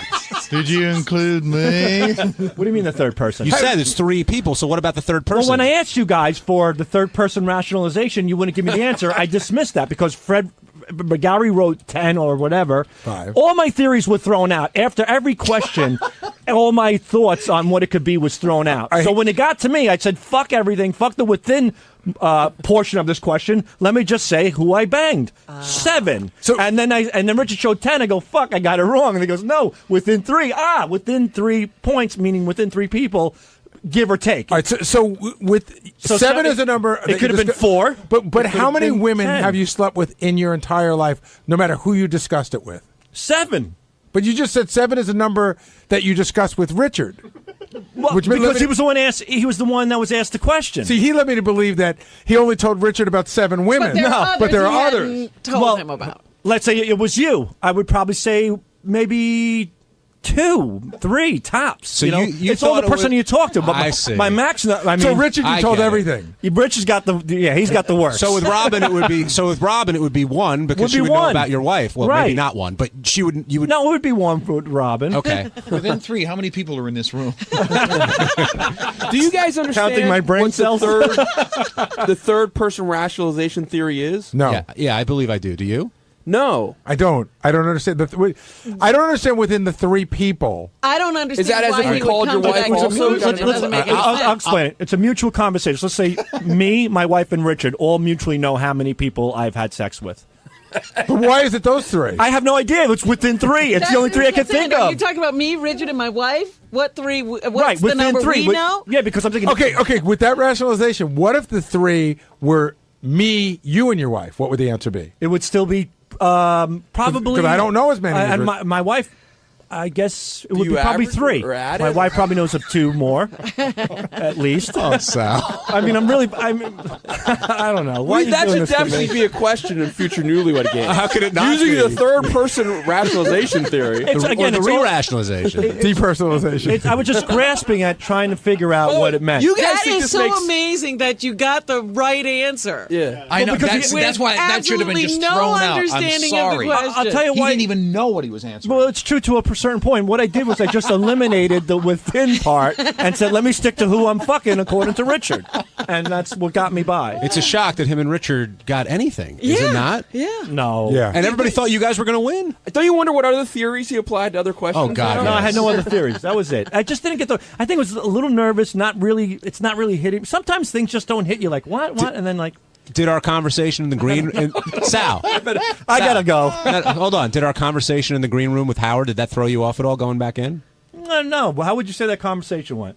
It was interesting. I'll say that. See, we all thought, everybody on our side, the theory was that you were just telling jokes about me. Not at Turned all. out that wasn't what it was. No, we kicked back and said, wow, this is a lot harder than we thought. It's like the Newlywed Game. I go, I think I would do even worse with my wife. And it just went into a wife. And then Howard goes, how is your wife? And See, I thought Sal was going to use it to give Howard the other drafts of the email that he and Richard sent. You know what I think is so funny? would have just jumped out the like the window War for and it. Peace thing. You know what I think is so funny? Like, Sal acts like Howard's like some KGB trained person who beat it out of him. Howard said, how's your wife? And Sal just spills it out. I wish you guys could have heard this conversation. Really? It was a good one. I have Did to they say. videotape it? Yeah, there was a camera in there. Which we kind of forgot about. Yeah, which Sal, which 10 minutes you'll into the remember when you see conversation, it. however long it was, Sal turns to the camera and goes, wait a minute. You're recording this? And at that point... It was a conversation What gave within it us away? 3. Yeah. What gave Within it away? John, me, and White Howard. light Within in the 3. camera. Tommy, you're on the wrap-up show. Hey now. Hey, now. Hey, are you guys sure that Sal didn't hire a lookalike to take the IQ test? It's really scary, Gary. Aren't you scared that you hired a guy that stupid? No, because I'll tell you why. Because it's not like we're working in an office where I need the kind of productivity out of him that requires. Yeah, this isn't the Manhattan Project. Right. We're not at stockbrokers. I need him to make phony phone calls. That he does great. And then what he doesn't know makes for good material for the air, so it's a double whammy. I think it's a sign of intelligence. I'm not fucking around. He looks at every possibility. To me, that's an intelligent way of thinking. Then why are you so if stupid? you've never heard a term before. No, I've heard the term, but it just didn't. The way it was worded within the sentence, it just didn't hit me right. You never heard that term ever? Well, if you said within 3 people, he didn't say that. I know, but if it would have, I would have gotten it. Within 3, it just stopped at 3. I'm like, within 3 what? That's what threw me off. But I'm just being honest. Don't apologize. You got nothing to apologize for, Sal. It just happens. If Sometimes. I said to you within 50 cents, what does something cost? Would you understand that? Yeah. How? What does it mean? Within 50 cents. Yeah, within 50 cents. Obviously. Well, obviously what? What does something cost within 50 cents? But it's okay. So if it costs $2.50, what would be a correct answer? $3 or $1, $2. Wait, yeah. But he's within saying 50 cents, you give said or the take. modifier It's a of give or cents. take. You should have said 3 within 3, give or take. Or is it give or take's the same expression? No, give or take is not the same. Within 3 within 3 is finite. Give or take is not. Right. At $2.50 or 50 cents, within 50 cents is $3 to $2, right? You're not 50 cents more. positive. That's the best I'm part. dead positive. You're I'm not. I'm completely positive. You passed a Series 7. 86 first time out of the gate. And you tested me live on the air through the internet, and I got questions right. It just didn't hit me right. The controversy with Sal's answers didn't end there. In the final question, we were asked, "What's thinking the thing, out of the box. What's the thing that if we had to pick something, what's the thing that we least like about Robin?" And Sal and Richard had 2 answers. The one they gave, I had Sal one. had one. Thank you, Rob. Richard had 2. That's where I was Sal going. had 2. He had the one he didn't want to say on the air. That's not fair. You can't read my mind, Gary. Richard said I had a different answer. Sal goes, I know. No, Richard goes, oh, no, Robin said Sal. Richard said that you would have given a different answer. I go, what? And I look at Rob. I go, color, come on, cut it out. But I'm talking about what Richard said. Step up to the plate, Richard babe. definitely said that Sal would have a problem with my color, my race.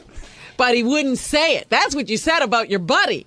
Well, I was just saying that's what he's kind of known for, being having that type of humor. He's so known for that was the funny answer that I thought. He's the Grand Kleagle at the pizzeria. Now, Robin, you may expect that kind of answer from Sal, but for Richard to bring it up? Yeah, it was odd that Richard immediately said that about Sal. It's like, this is in Richard's head. He's sitting here. We're talking about me on the show. And what's the most irritating thing? And Richard thinks of my race first. Well, that's everybody gives Sal a hard time this about is what that. you did. This is what you said. Well, how am I getting in trouble for something that Actually, in you Richard's put in defense, I Sal's think he knows mouth. how big of a dimwit that Sal is. So he just wanted to exercise that option. Rob, do you think that Sal actually looks at you through a racist or racial I don't think prism? Sal anything. This was Richard talking. And I don't think he does either. So do you think Richard looks at you through racist eyes? Maybe he does. No, I don't. Are you I was using the joking. third I was person? trying to make a joke that's what Sal would say. Okay. So It just seemed very well. You didn't seem to be joking. You go, well, there's. Oh, geez, there's 2 answers. The one I can say and the one I can't. And he's just not going to Which say one that do you one. want? Hey, Is he that stupid? Would he say that? I don't know. On Wednesday's wrap-up show, there was a lot of talk because Fred didn't come in today, and Sal dropped by. He sat in for Fred. And we talked about why Fred didn't come in, if one of us wouldn't come in one day, and what it means to miss a day at work. And Sal, spoke and then thought about what he said and spoke again and again, and he was Sal. Love Sal.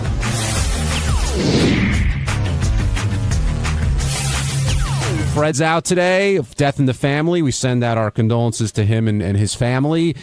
But then that started a whole discussion with Howard and Robin if Fred has the right to take off today. So we'll get into that. And speaking of that, Sal also is trying to make his way through The Art of Happiness.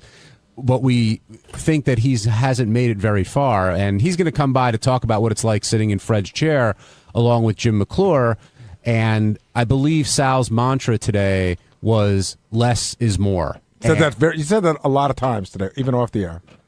Which, of course, defeats the mantra. But he did. I thought you guys did a really good job today. And you missed a couple things here and there, but all in all, I thought you were very professional. Yeah, and you found some things that I think sometimes things get buried that Fred doesn't see. I took out the old coin collection. Well, yeah, what was there were some clips of Robin talking super dirty Yeah. that I had not heard in a while. Yeah. Where'd you find those? On the pages, we have about 11 pages, so it's really, I mean, the amount of sound bites are overwhelming, and that just confirms how much more of a genius Fred is, that he's that quick. It was very difficult to do, so I just focused in on some good key things that I think would be relevant to the conversation, and that's primarily it. During every commercial break and when the interviews were going on, I actually muted out the soundboard so I would shuffle through and listen to things in advance. Right. So I prepared myself in that sense. And when Howard got into the conversation about Robin, I already had a lot of things ready. Now, Gary, this is sort of a controversial thing because Jim McClure, he's in here now. He did a great job, I thought. Awesome job. But you're splitting up the team. I mean, Richard and Sal, why not have the two of them in there? Were you worried? Scott Salem's run the board before, I know. We talked about Richard and Sal. Howard sent a note. In fact, when I was at a red light this morning, I read the note. Maybe we should just have Sal in. Because I sent out a note last night. Jim said, should I come in early? And I said, I wanted Jim in early because I thought the original idea was Scott would sit in, we'll sort of scrap sound effects for today, and Jim could do what Scott does. Then I saw Howard's note while I was at a red light at 5:15 this morning saying, let's bring Sal in. Spoke to Howard when we came in, and Howard's like, I want to have Sal in. He goes, I know they don't like to be split up as a team, but he goes, I feel that if they're conferring, which is what you would do, you know, you would sit there and you would commiserate, sort of kick ideas around, that it might be a lot of stuff going on that would just, he said distract me. It would be overwhelming. Could be overwhelming. And I said to Howard, I agree with him. I go, you know what? They may brainstorm and come up with a great idea, but it may not be worth it for one great idea if it goes on the whole show and you find it distracting. So that's when we said Sal will sit and do sound effects, but then we realized Sal doesn't know how to run the commercials at all, which is something you probably should figure out in the future, although Jim did a great job. And Jim will tell you, Jim was getting ready, running the board, and I gave Jim one piece of advice, and what was that? Keep your head low. I did. I put my hand down. I said, keep your head low. Meaning, like, out of sight, out of mind. Yeah. Now, we all talk about how, like, what a genius Fred is and how he does that stuff, and we all get a glimpse of it. But, Jim, you lived it today. And, I mean, do you have a newfound appreciation for how Fred anticipates what happens during the show and how he does what he does? Just yesterday when we did the Newlywed game, I got to play, like, the clapping and the laughing, like 4 different sound effects I had to be responsible for. That alone was, like, trying to figure out when to drop it in because, Fred knows Howard's cadence and really just he knows when to drop it in. That was almost overwhelming. This morning, it was just, like you're in the middle of that interview with Gerard Butler and it's like, do you dare interrupt with it? And Sal's looking at me and Fred is incredible. Where just how quickly he can come up with stuff. Yeah. Because it's really just in the moment. Like, you got to know where everything is immediately. I thought you guys did really well this morning. And when we walked out, I said to John, I was happy that, especially Jim, because I knew Sal, I knew you could do it, but Jim, I was happy that you were doing well because I felt like I could breathe a sigh of relief. I knew you had it under control, or I felt you had it under control, so it's like one less thing to think about today because there was a lot going on today. Yeah.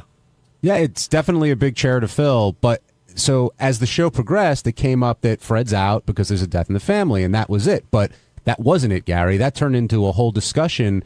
Howard first musing, well, why isn't Fred in? I understand there's a death in the family, and Robin immediately saying, yeah, why isn't he here? And then they went on this whole rap about how Fred really should be here today. Yeah, and I felt like I was the lone voice for the other side with the 2 biggest people on the show.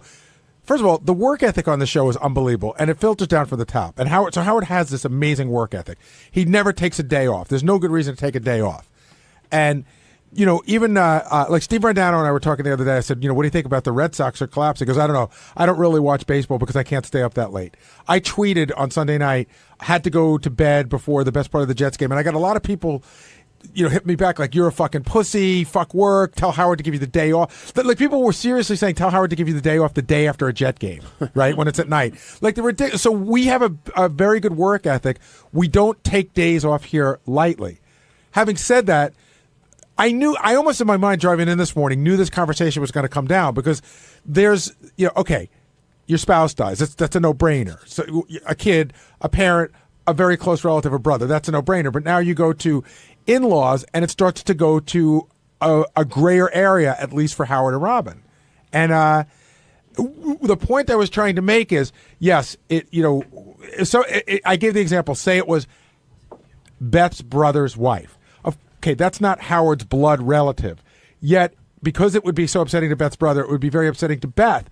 And if she was very, very upset, could Howard really put her in a car to go on a plane to go to Pittsburgh while she was sobbing Or would he say, gee, I need to be with her? Well, Howard said, what am I going to do? You know, he's passed away. She's going to go on the trip. Like, what more can I do at that point? Because sometimes being there is all you need to do. Why won't Howard or Robin realize that? I don't know. I really don't know. They really, I couldn't tell if they were, I couldn't tell where fucking around for the air stopped and real life began, or if it was not fucking around for the air. Jill in New Jersey, you're on the wrap-up show.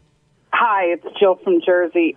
That's the thing. I'm hoping that was a bit, because everybody was blogging, like, please, Howard, don't be so insensitive. Like, if Fred's wife needed her today, you know, that kind of thing. But also we're hoping a bit was Gary being so insensitive about the big ball guy not being able to leave and see Gerard Butler, like Gerard Butler's God and can't pass. No, that was a bit. In fact, Gerard Butler's people were all in the Scott's thing watching it. And I told the guy that after, but it was funny for the air. I'm sorry. Okay, good, because you look bad there. But Howard, please tell me Howard is, like, more sensitive, and he really knows that Fred should take off for this reason. Well, I think it becomes one of those things where Howard, the great thing about Howard being on the radio is there's things you can say on the radio that you couldn't say in real life. So these might be things that he's thinking, but he would never really do, and that's part of the show.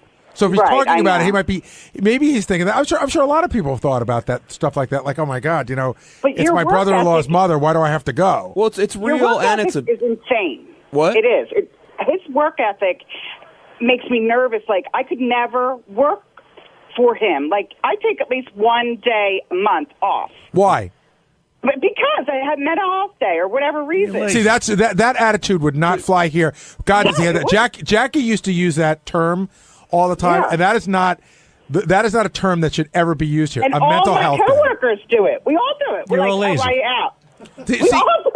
Like, you're the just whole lazy world people. does it. See, I think it's a terrible work attitude. But I love my job. So if you hate your job and you have, like, some people have those days at work, what do they call them? Use them or lose them. Mm-hmm. And so people use them. Yeah, Jill, that's the other thing that comes into play here. You know, everyone asks, how could you get up at 4 a.m? Look what we're going to do. Look what we do for a living. And it makes it makes the work ethic be a lot stronger, I think. You are fortunate. And also, it is the Howard Stern show, so why would he take off, like, Fred? I don't know. That is a weird thing, too. Like, I'm sorry, Benji. The other thing is, and I've always felt like this, even though I've been here for now going on 28 years, this is a very coveted job.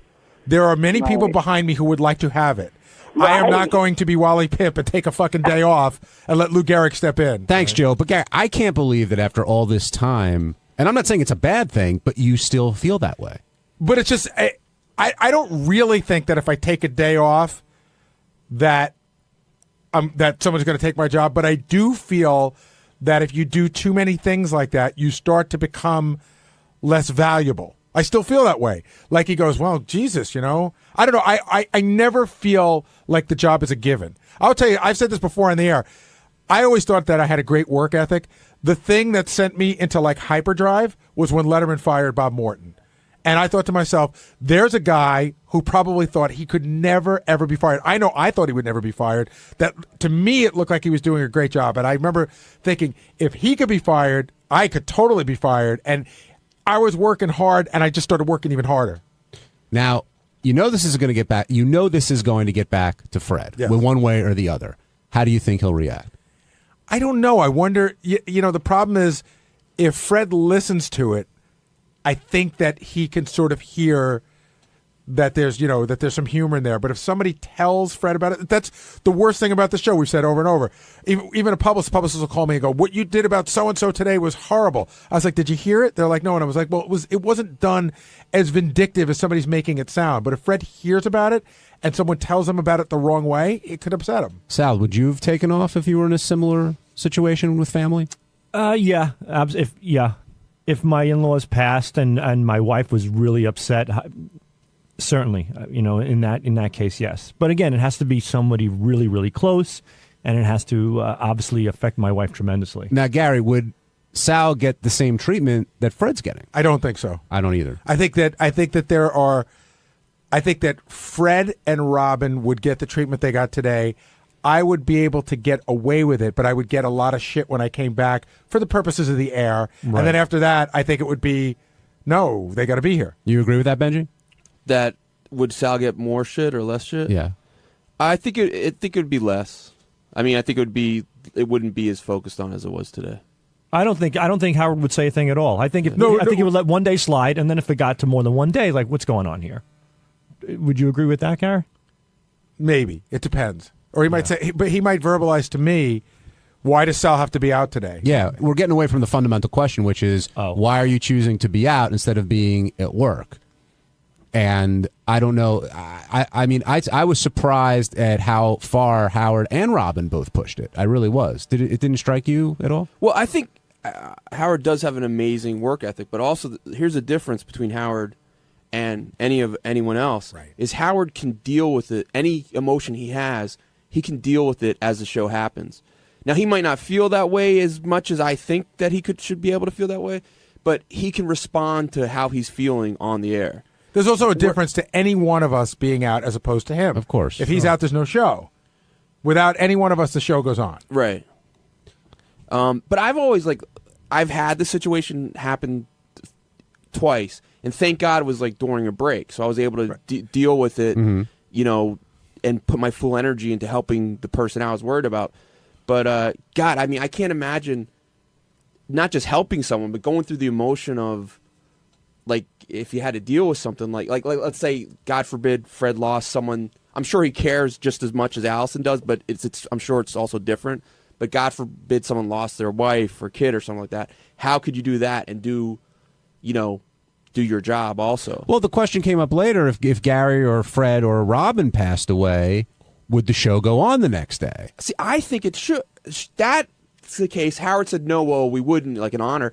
That's the one case I think it definitely should, because that would be at least of all of us, that would be the biggest way of honoring, talking about them. If the worst would be having the show and not talking about them. I agree with Benji on that. For me, if I died today and the funeral was tomorrow, and I would do the show in the morning, say we're on our way to the funeral, and I would do the show the next day, because that's what we do on the show. But everybody's not like us, and everybody's not as invested in the show. Relatives, as you go further and further, aren't as invested in the show as we are. I thought the more interesting conversation today was when I said to Howard, well, you probably wouldn't want to take the day off after Fred died, but you care how it looks. And he goes, I don't give a shit how it looked. And then Robin came right back in. She's like, wait a minute. It could look really bad. And then, she sort of played my point a little better. How it looks does carry some weight. Well, we hope Fred and his family are doing all right.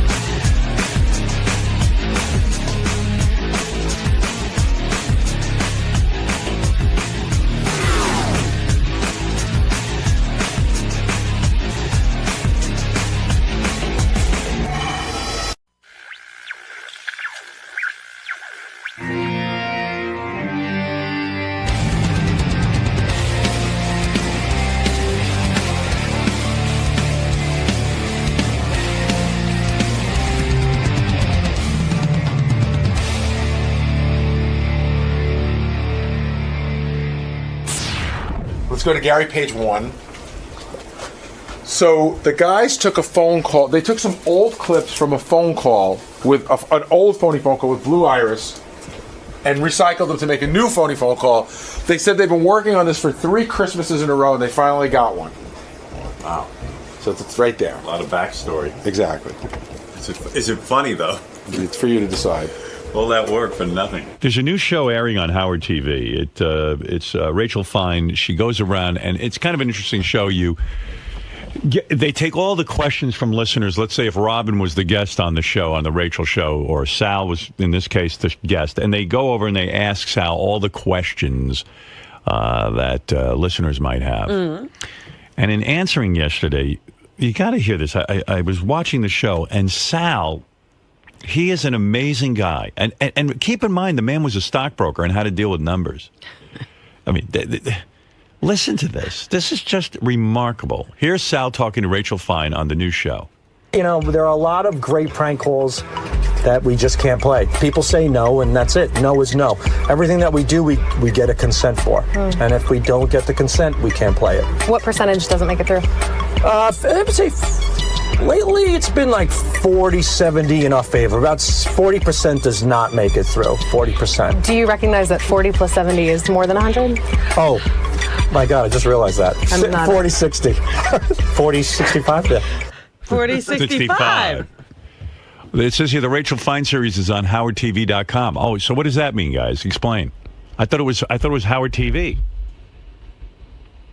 Yeah, nobody knows. It's coming in, Howard. Oh, it doesn't require coming in. Oh, hi, Doug. Yeah, it's on HowardTV.com. Yeah, we put it on there first, and then it's going to go into the service. It's a little confusing, but it's something different. We wanted to put it on the website to get some buzz. Some buzz there, and doing expose people to the product and what we do, and I see. You know, I a little see. So people could confusing. get it for free then. Yeah. Okay, good. We could do it for free. HowardTV.com. Right. Right. You want us to be a buzz, and you did it. All right, very nice. So there it is. Rachel Fine asking people questions, and there's Sal with his 70-40. Or 40-65. 40-65. He goes, oh, that's right, 40-60. Oh, 40-65. I mean, how does this guy become a stockbroker? You do have to take an exam, a math exam of some sort, I know. If you don't know 60-40, you got to be, I mean, listen, there's a lot of people out there who aren't good at math. I get it. I'm one of them. But 60-40? 70-40? And then to correct yourself. And say 40-65. How did you become a stockbroker? It's mind-boggling. I studied very hard. I got an 86. I bet you You studied must hard. have done, some incredible studying. I worked from 9 to 5 to study for about 4 months straight. But Right. the 40-65 was, I think, a joke. I don't think it was. But when you think it was a joke. That means it wasn't a joke. Right. The 70-40, if I... Only you know if it was a joke. Wow. That's true. You're operating at a low level, bro. I'm really not. What I tried to say in the beginning was 70% make it through, and then I thought about it and I said 40% didn't make it through, which I realize now is 110%. You said 70-40. Right, but I should have it was 70%. Sal, listen to me. What I would try to Why say... even explain it? It's. I'll tell you why. You're off. You're off. And then you said 65-40. In the end, and it wasn't a joke. I watched the show. I don't think it was, but the point that I was trying to make is that at first I'm saying 70% makes it through, and then I thought 40% doesn't, and then what I was trying to rationalize in my head was that it's really 60-40, so I should have taken the 70% away. Rachel pointed it out. I know she did. You didn't catch yourself. Idiot. I was on two separate sides. I had one percentage that didn't make it through and one percentage that did make it through. Right. But I didn't correct the differences in the two. I don't even know what I'm talking about. I don't But I either. know that I Sal. Idiot. Sal. I know how to do math and stuff. I'm pretty okay. good. Okay. Wow. So there's still 70% that doesn't make it, or does make it through. 60%, I would say, makes it through. And how many don't? 40, which is a total of 100%. Right. Okay. Well, all right. Thank you, Fred. Wow. And that's that. How's life? Everything all right? Oh, unbelievable. You know, Spectacular. when he tries Wonderful. to figure out why his marriage is all fucked up and everything, you realize what he's operating with. Yeah, There's he's no way. lucky that anything is working about it at all. Like, I could fix his marriage in 3 seconds if I was him. With a gun? No. It'd be so simple. How? If I explained it to you, you wouldn't get it. You would never be able to do it. You wouldn't be able to do it. You wouldn't be able to pull it off. You don't even understand what bugs your wife about you. She'd be madly in love with you within 10 minutes if you had my brain. But you don't. That's true. Yeah. I mean, you're operating 70-40. You were a stockbroker. This is crazy. It was a legitimate mistake where I was... Well, it's definitely a legitimate mistake. But I was separating the two, and I didn't get a chance to fix it. Right. Like, Rachel fixed it for me. Right. Plus, the pressure of being Do you think interviewed if Rachel hadn't interceded, you would have fixed it eventually? No, I don't. Yeah, I agree. So once I saw the video, and then I'm like, wow, I think I would have fixed it once I saw the video. Right. But the point I was trying to make is that 70%, 40%, 70, and then when I said 40, I should have corrected the 70 to 60. Right. But I didn't do that. So I fixed it in my head. What percentage neither makes it through or gets on? What percentage neither? Wait a minute. Ask that question again. You took me What for a little percentage bit. neither makes it through or gets on? Neither makes it through. If it doesn't make it through, it can't get on. There you go. All right. Very good. Very You good. fucking What percentage is that? 100% would neither make it through or get on. Right? Am I right? No. I don't. You're all 0%. confused. You're jumbled. What percent? Neither makes it through. It doesn't make it through. Right. And it doesn't get on. Right. 0%? Right. Okay. That's good. 0%. 100% of zero? 100%. 100% of zero. Now listen. What's the difference? The difference is you're doing well, and you're on top of your game. Oh, and yeah. that's what matters. Well, I appreciate it. All right. Thanks, Sal. We do have a prank call from last week, Howard, that you really loved. Which one? The radio guy who, when we made fun of his songs, that guy Bart, when we called Tradio. Yeah? Oh, you want me to play that again? Well, you loved it a lot. We only played it once, so just All a right, reminder. okay. All right. I appreciate What it. page is that? That's going to be on GP1 in orange, and Yeah, these guys bum out if I don't play their bits more than once. Absolutely. Yeah, I just had the conversation with him, but Did you tell them I've rejected 3 phony Yeah. phone calls in a row, and the boys are like very confused. we're getting better with it. It hurts, Yeah. but we have to just keep moving ahead and doing the best Yeah, we can. that's awful for them. I rejected another one this morning, and this one, Sal said to Gary. Well, Gary said to Sal, actually. Yeah. He said, look, it's not going to make it. And Sal goes, listen, this phony phone call we've been working on for 3 years. It's true, though. 3 years. It's a tribute, though, to Blue Iris, because 3 years ago when she was alive, we had her call Christmas stores for Christmas balls, and then it got progressively vulgar. So he says this. I listened to the thing, and I felt it wasn't up to the standards of the show. Maybe another show it would work on, but it didn't. It was a funny idea that just didn't work. So Gary has to go back and tell Sal and Richard, and that conversation is just tedious. I don't understand. Do they tape those? Oh, I would love to. we should. Yeah, you should. Yeah. I mean, they're pretty good about it. It's really weird because Sal gets a little bit more pouty. I wasn't pouty. I was just saying. No, not today. Just in general. He gets a little bit, really. He gets really. And Richard just acts like he didn't hear what I just said. Right. Yeah. He goes, but we did this phone call. And I was like, I know, but Howard didn't really like Well, it. Blue Iris calls his store asking for balls, Christmas. Right. And the woman's like, that's, no, we don't have that. And then hangs up the phone. And I'm not sure how it's a phony phone. I mean, she had the appropriate reaction, the woman. Well, no, she was kind of shocked once. The whole idea of an old lady asking for hairy balls and stuff like that, because it progressively got worse. But the woman on the phone who you're pranking is like, we don't have those things, and this is terrible. Yeah, she was kind of shocked though, so that was accomplished. Should I play? This is where Now I play. I have to see what they worked on for 3 years. Okay. Well, here you got it on. Well, it was only 3 years because we cut the clips and she died, and every Christmas we took an attempt with the same clips and called Christmas balls. All right, here's a bit that Richard. 3 years in the making. Here's a bit that Richard and Sal worked on for 3 years that I rejected this morning because myself, Gary, John Hine, and JD were all looking at each other, scratching our heads. Yeah, because John Hine and JD, they're really qualified when it comes to comedy. I didn't rely on them. I should have wrote the fast food show. I'm sorry. I rejected it, and then I said to them, "Am I wrong here, guys?" Well, why don't you ask guys who actually create prank calls you guys love everything you do. Well, not true. Yeah, who are you going to ask, Sal and Richard? The stuff we don't love, we don't give to you. Right. All right. But ultimately, I respect your decision. Here is a call that Sal and Richard made, and I'm happy to put it on there. They worked on it for 3 years. Yeah. Oh, geez. Happy holidays. Thank you for calling. And I'm going to help you. Hello, is this a Christmas store? Mm-hmm. Merry Christmas. Merry Christmas to you, too. I'm looking for Christmas balls, and I was wondering if you carry black balls. Do I have what, darling? In black. Black bulbs? Yeah. No, ma'am, I don't have any black Christmas bulbs. Do you have colored balls? I have colored bulbs, yes, ma'am.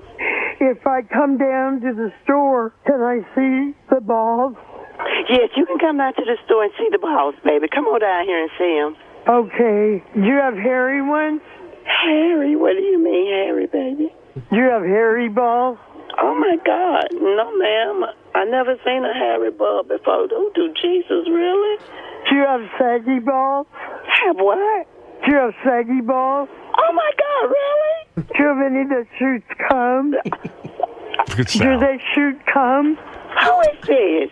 I'm just asking if any of your balls shoot cum. No, they do not. Who is this? I want to floss my teeth with your ball hair. Oh, my God. Hello, thank you for calling. How may I help you? Oh, hi. We got disconnected. Yes, we did get disconnected. Well, there it is. Maybe I have to get in a time machine, go back to 2008 and listen to it. Benji was laughing. Oh, come on. I couldn't even look at Sal because I knew Sal was selling it. I wasn't. I was being quiet. I looked at Sal, and he's cracking up during it. And, like, looking around the room for anyone who would laugh. Right, I'm not looking over there. So the reason it doesn't work, I can tell you it doesn't work. And if someone disagrees with me, feel free to step in. That's fine. No, I know you'll step in and disagree. I'm talking about someone I else. don't disagree. You know, I respect Listen, I admire that you put in 3 years on this. You know, hard work is great. I But think a fourth is in the yeah, I think you need to. In other words, the ball joke is a long stretch as it is. Yeah. You know what I mean? Do you have Wait a hairy balls? second. Do you have this balls, that ball? Her reaction is actually normal. She goes, "Oh my goodness, you're saying something ridiculous," and she hangs up. We've made. If I let you hear thousands with this premise. Did you ever say to yourself, maybe the premise doesn't work? We keep going sometimes, Right. and we thought it was a nice, loving tribute as well to Blue Iris. Who passed away. I'm all for tributes. Yeah, but listen, you know don't how waste Natalie, your time. You know how Natalie Kuhn-Cole got spliced in with her dad for Unforgettable. We felt like we were bringing back Blue And Iris. Richard, you don't know to say to Sal, it's enough already. It's not working. The premise. Let's move on to a new one rather than spend 3 years on this. Well, we took 3 months to do the Langford Sour Shoes call, and that ended up Well, working that was great. Yeah, a lot of our calls, they take a long time, and you just never know. Well, this one's not working. Yeah. I hate that. Does anyone disagree? Robin? No. Fred?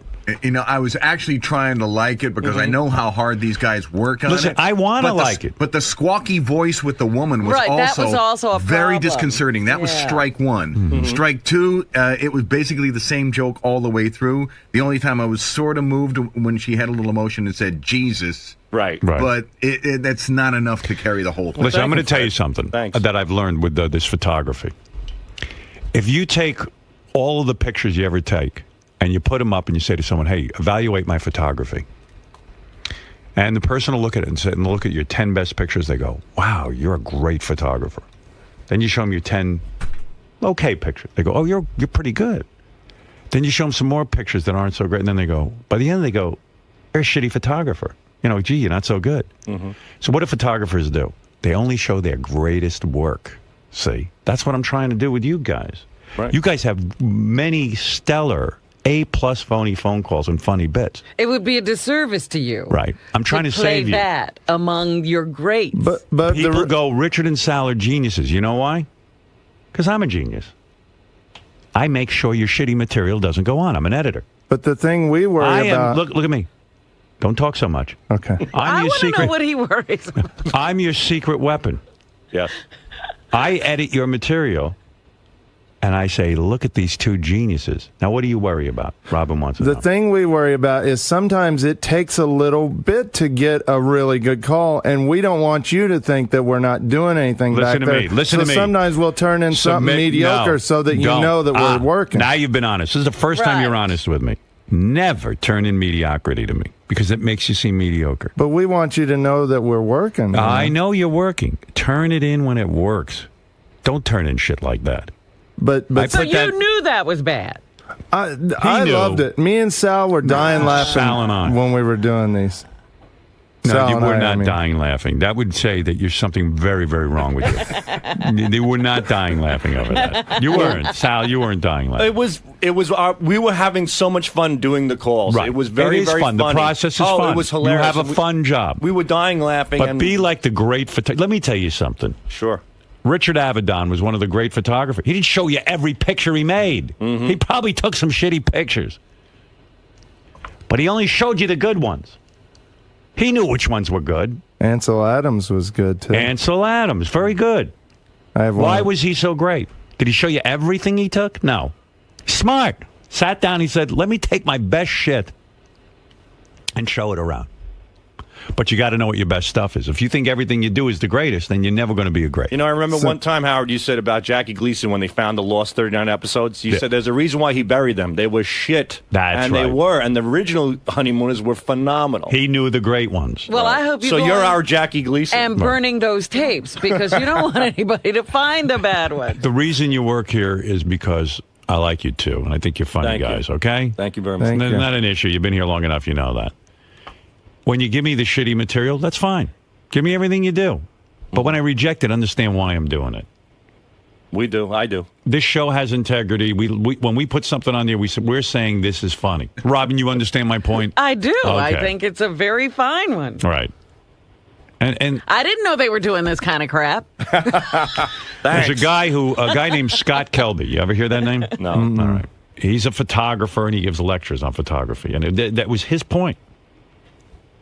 He says, if you're going to show your work, show the stuff that's great, and then everyone thinks you're a great photographer. But that's the whole point of editing. Right. If you're doing something live, you don't have the opportunity. But in editing, when you're doing it back there, the whole point is to only show your gems. Yes, Terry, you're on the air in Brooklyn. I think, Howard, the answer's obvious. The boys must be separated. Well, you make something of a point. I wonder if I separated you two, if you guys would be more effective. Like maybe you just feed off each other's insanity, and that maybe you're both going off the deep end. They're in a rut, I think, Hal. Maybe you need to be separated. Would that help at all? I think it would be a lot worse. Right, we okay. feed off each I'd other. be heartbroken. That's funny. You know, Well, you come in here one more time with one bad bit. Well, now we're going to be scared to turn anything in. Well, last week we had a bunch of home runs that Howard loved. So. Get out of here. Yeah, what about the Tradio singing the guy's theme song? That was good. Yeah. That was a good one. One of our last That was ones it. Well, we did. that's why I aired it. Yes. See, I'm making you look like a home run hitter. Irate pizza coach you love. That Right. was a big one. Well, there's a million I like. Yeah, there are. And we appreciate it. But you don't have to. Don't fight me so hard on this. Trust me that I know better than you. I'm the king of all media. They're talking about I'm going to be some sort of judge. They want to pay me a fortune to be a fucking judge. So I must know what the fuck I'm doing. Right? I would say so. Of course. You guys are getting that benefit and squandering it. You learn nothing. I'm not out to get you. You're my team. You know what should happen when you're listening to the judging? What? You should turn in less crap. Right. You have to learn. And even if you don't have the ability to edit your own material, you play it for me, and I'll tell you if it's good or not. But and then trust it's me. a shame that you continually give them this guidance and they're not getting it. I know. It's been a while. Well, we kind of feel like we need to turn in several things a week. Well, listen, the part of your problem is you spent 3 years doing this. And by year 2, it should have occurred to you. It wasn't going anywhere. Well, you understand? It was a day or two each year. It wasn't continuous All right. 3 years. Well, who knows? He says it took him 3 years to produce that I shit. don't know. Those Christmas stores stay open all year round now. Yeah, I mean, come on. Stretch, go ahead. You're on the air in Boston. Hey, good morning, guys. Hi. Hey, Robin just took the words right out of my mouth. Every time that they get criticized or anything like that, the same conversation comes up. Over and over again. You know, I'll tell you why this show today is important. You know, people talk about their boss and this and that, and he's an asshole, and they hate him, the man. Sometimes the boss knows what he's talking about. I've built up years of credibility in this area. Sure. So, you know, you could see these two. They probably go home and go, boy, Howard doesn't get it. He doesn't understand. I understand plenty. I'm trying to make you guys look like heroes. So the audience goes, oh, my God, Richard and Sal. Jillian Barbary was started. Oh, my God, Richard and Sal are the funniest. You know why you're the funniest? Because I take all your shit out. I'm hauling the garbage out into the... And believe me, my back hurts today from hauling all this garbage. All right? Yeah. I'm doing it because the show has integrity, and I want you guys to look like superstars. We appreciate it. All right. Thank you. That's right. I'm not doing this to bust your balls. Oh, we're not taking it that way. All right. Oh, you're taking it hard. Joe, go ahead. Hey, Howard. I got to tell you, as a long-time listener, I've been listening since your first day in Philly. This phony phone call thing's played out anyway. I mean, really. I mean, I think if you want these guys to do something, you have him do those old bits like this morning you opened up with the gay tanic. I miss stuff like that. And I think. Well, listen, no, phony phone calls will never get tired or old. They won't. Phony phone calls are. Hey, you just got to put the best prank calls on. And we've done games. We did the Debbie the Cum Lady game. We've been doing street interviews. These guys do a lot of great stuff. All right, look, the two of you, go back to that room of yours. We will. Go do your work. All right. Come up with something good. Come up with something bad. Just trust in me that when I listen to it, I know what I'm talking about. But they could start to try editing themselves. Well, we do edit when ourselves. Something is not worth. Oh, that Blue Iris call was like 5 minutes. We edited it way down. Listen, Robin. You're talking to a guy at 70-40. Oh, come on. All right, listen. Let me edit them. If you tell them to edit themselves, I'll never hear anything. Yeah. Can we go out on a high note with a prank that you did like? No, that's all right. Goodbye. You got it. Get out of here.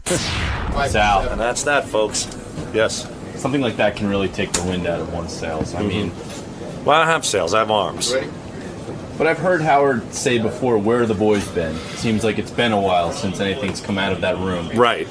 And then now he's saying, you know, it's got to be nothing but quality over quantity. So I must imagine that that's confusing for you guys at times. No, it's not confusing. Is that when he says, look, what are the boys doing? We want to make sure that he knows that we're working, and we are constantly working. And that when we do provide material and he's not pleased with it, kind of bums us out as well, because we want to make him aware that we are providing and working very, very, very hard. Some things hit, some things miss. But the pressure that we get from hearing that, what are the boys doing, and then providing and it not working, the combination of the two is hard to take. So it was nice today that Howard made it clear that we do work very hard and we do provide a lot of great material. Not as great as Ronnie Munn, but it's close. So when you're getting hit by the boss, and Gary's in there as well, another one of your quote-unquote enemies around the workplace, then Robin starts chiming in. Is your blood ready to boil? That's typical Robin, you know what I mean? Basically like the lion, the tiger does the work. It jumps onto the antelope and feeds, but then who comes in later? The Weasley hyena, so you're used to that little bite in the back of your ass when you're not expecting it. So which animal is which? Well, first of all, who's the Weasley hyena? That would be Rob. He's saying, he goes, what do you think of Robin's? What about Gary? Oh, Gary would be the orangutan. He would just be swinging around. Gary would be just clueless eating bananas someplace. He wouldn't even be by the antelope. But orangutans and hyenas don't ever work together. I'm not talking. No. My answer was to Robin. He said, "What do you feel about Robin?" But you said lions, hyenas, and orangutans. Well, look, they don't usually work together. So it doesn't matter. It's a Geographic Channel. It's an analogy. So here I am on the ground, pounced as a beat-to-shit antelope, dying. And the last bites that have to come in are from the hyena, That's how. Now, back to the orangutan. That's Gary. That's a different story. That's all. But I've seen moments where he's flat out rejected a call. Sure. Or he hasn't been as forthcoming with prank calls to Howard that you guys really believe in. That's got to really frustrate you. No, that's fine. That's his job. He's a filter before Howard. So there's even a lot of stuff that's not good that Howard doesn't get to hear, and that's fine. That's how the show works. So you guys have 100% trust. We certainly respect Gary's. Absolutely, Gary's a producer of this show. For over 25 years, he knows the content. He knows what works. He knows what doesn't work. So we certainly respect Gary's opinion on this. Always. That's why we go to him first.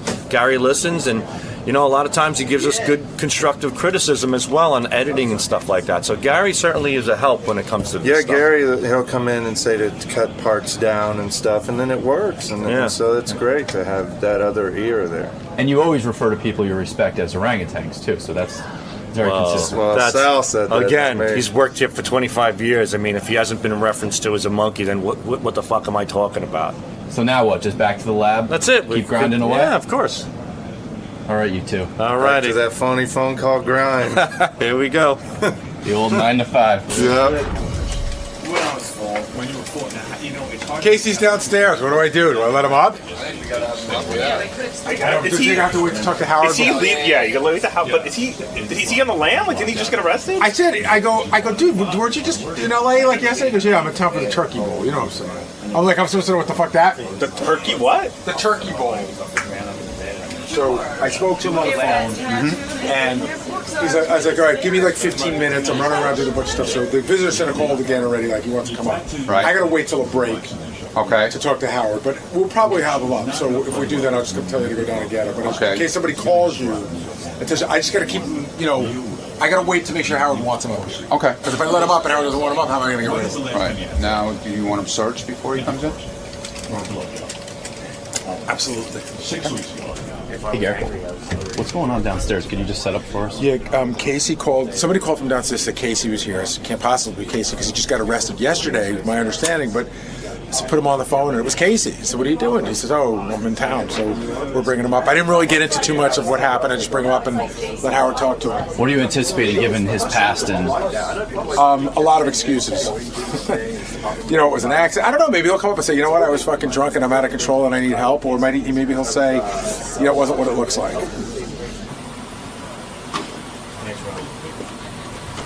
Hey, what's up, Case? Whoa. Come on, I tried to get you the nuts. How you doing, brother? Good, man. How are you? Good, I'm doing good. Shuli is very handsome. Thank you, Case. Love you. Love it. What brings you by, man? Shuli's penis. Same reason we're all here, I guess. This is very true. All right, man. I'll let you get to Howard. I know you got some stuff to talk about. Thank you, sir. All right, man. What's up, brother? Hug, huh? I get a hug. I'm doing good. Good. What do you got here? You got a pinky? You still chewing that shit? Make your fucking jaw drop out. I know. Well, can't say hello. Sit down, man. Sit down. We're gonna bring in here in a couple seconds. I gotta sign a release. He don't gotta do that. No, he does. He wants to talk to you. I figured. Anybody different around here? How you doing, man? Good. I don't know, but it just seems like a crazy concept. Yeah. Just initial front and sign the back.